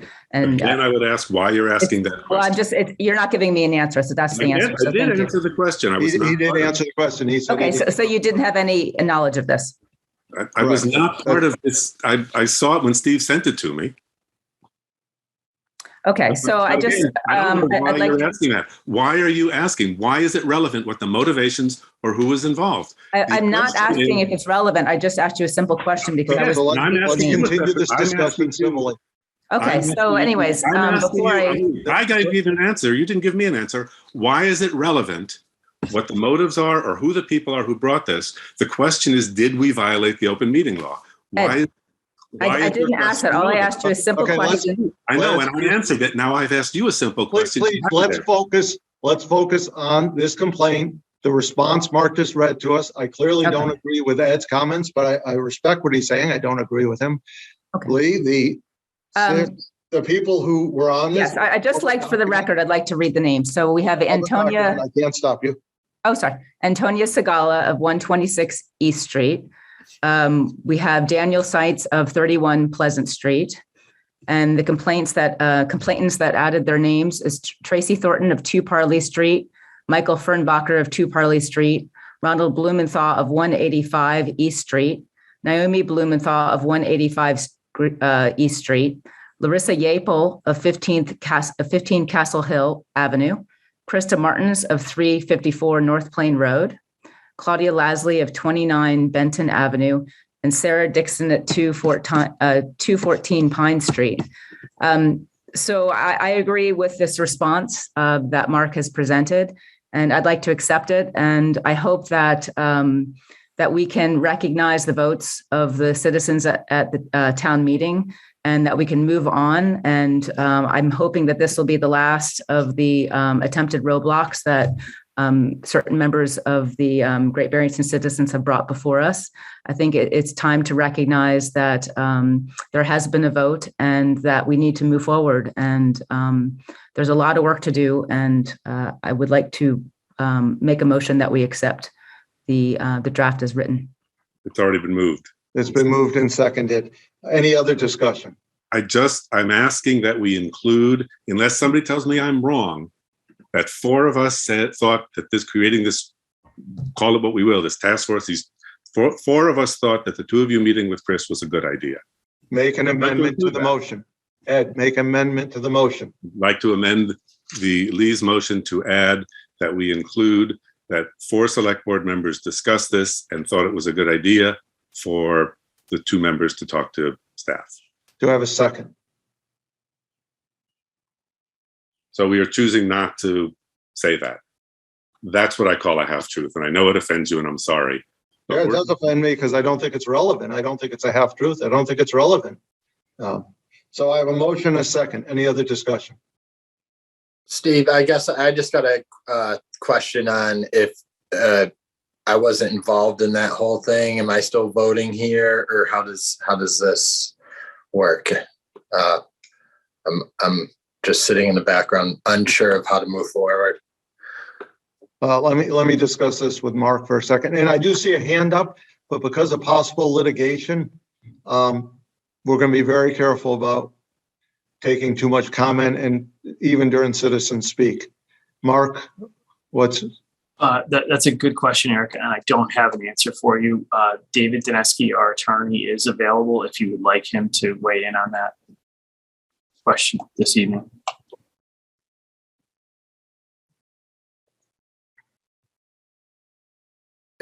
You're asking me on that. I mean, I just don't want to add any muck to the waters, so I'm kind of thinking I should be recused since I wasn't involved in any of those conversations in the first place. I think that makes perfectly good sense. All right. Yeah. Okay, so we have a motion, we have a second. Roll call vote. Garfield. Aye. Ed. No. Lee. Aye. And I. It passes 3-1. Citizen speak time. Sharon Gregory. Can you hear me? Sharon We Gregory, can. 32 Hollenbeck. I just wanted to say on the issue of the SDRs, I feel the select board was really open and considerate to all the issues that arose. I hope all select board members accept the ATM vote 2-1 and that signified our town's desire to maintain our very precious Great Barrington community. And I hope we don't encourage more obstruction to the desires of the community. Thank you. Thank you, Sharon. James. Good evening, board. This is James, 84 North Plain Road again. Just give your last name just for the record. Sure. James Garzone, 84 North Plain Road. Thank you, James. I've written to the board several times and I continue to say this message. Can we please just stop being so contentious? We live in a country already that is so divided. This community isn't as divided as the rest of the country. We all have pretty much the same ideology. We all kind of agree where we want to go, but yet we continue to fight. And I don't understand why. We all have different ideas and different thoughts, and that's great. Having different sides and just debating it professionally, amicably, without such rancor. I just don't get it. There's other subcommittees, other committees throughout Great Barrington that have the same different types of views. They go back and forth, but the short-term rental, let's get over it. It passed. Let's move on. Why do we have to continue? And I make comments sometimes, like I am now. Before I made a comment about professional people making their opinions, and that was used in a different context by someone. And I just suggest, can we please just stop being so divided? The country is divided enough. Let's not make Great Barrington divided like the rest of them. That's my only comment. Thank you very much. Thank you, James. Seeing no other hands, select board time. Garfield. I have nothing else to say. Eric. Nothing. Thank you. Ed. Just a quick answer to James. Some of the rancor comes because I spent months getting called out personally, being called unethical by two members of this board in the press with one of them because they disagreed with the ethics commission, which I followed. So it was a personal attack, and I do apologize that I have lost my patience, I suppose, a few times. But I was personally attacked, which I think is very unprofessional, and it should have been called out, and it wasn't. So I hear what you say, James. Lee. I actually agree with James. I think enough is enough. The vote has been taken. The citizens have spoken. It's time to move forward as a community together and try to get over this rancor. And we've had enough volatility for the 8 months. So for the sake of the community, let's put this behind us and move forward and recognize and honor the votes at town meeting.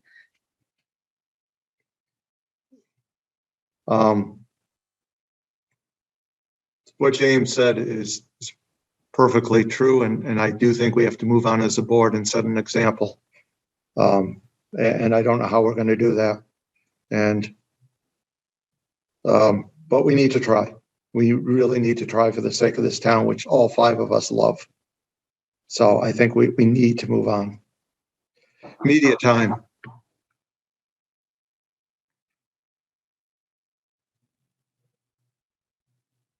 Seeing none,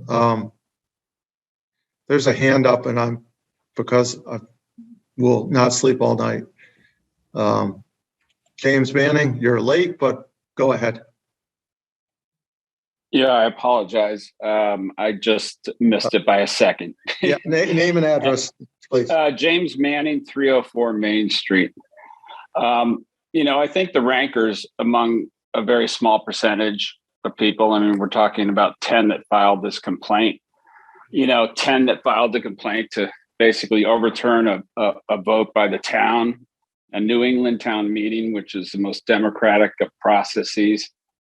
And I don't know the technicalities of the open meeting law, but I think that nobody here was acting in poor faith. Maybe somebody made a mistake, but I don't think anyone was negligent. Nobody was grossly negligent. And I think filing this is just kind of absurd. It's something that I would say is something you want to write down, but not email it to your partner the next day. The 10 people want to overturn a vote of 211 or whatever. And I'm just shocked that given what's happening in the country, that 10 people want to rule the world here. So anyway, thank you for your time. Thank you. Seeing no one else, no hands up, by unanimous consent, we are adjourned. Thank you very much.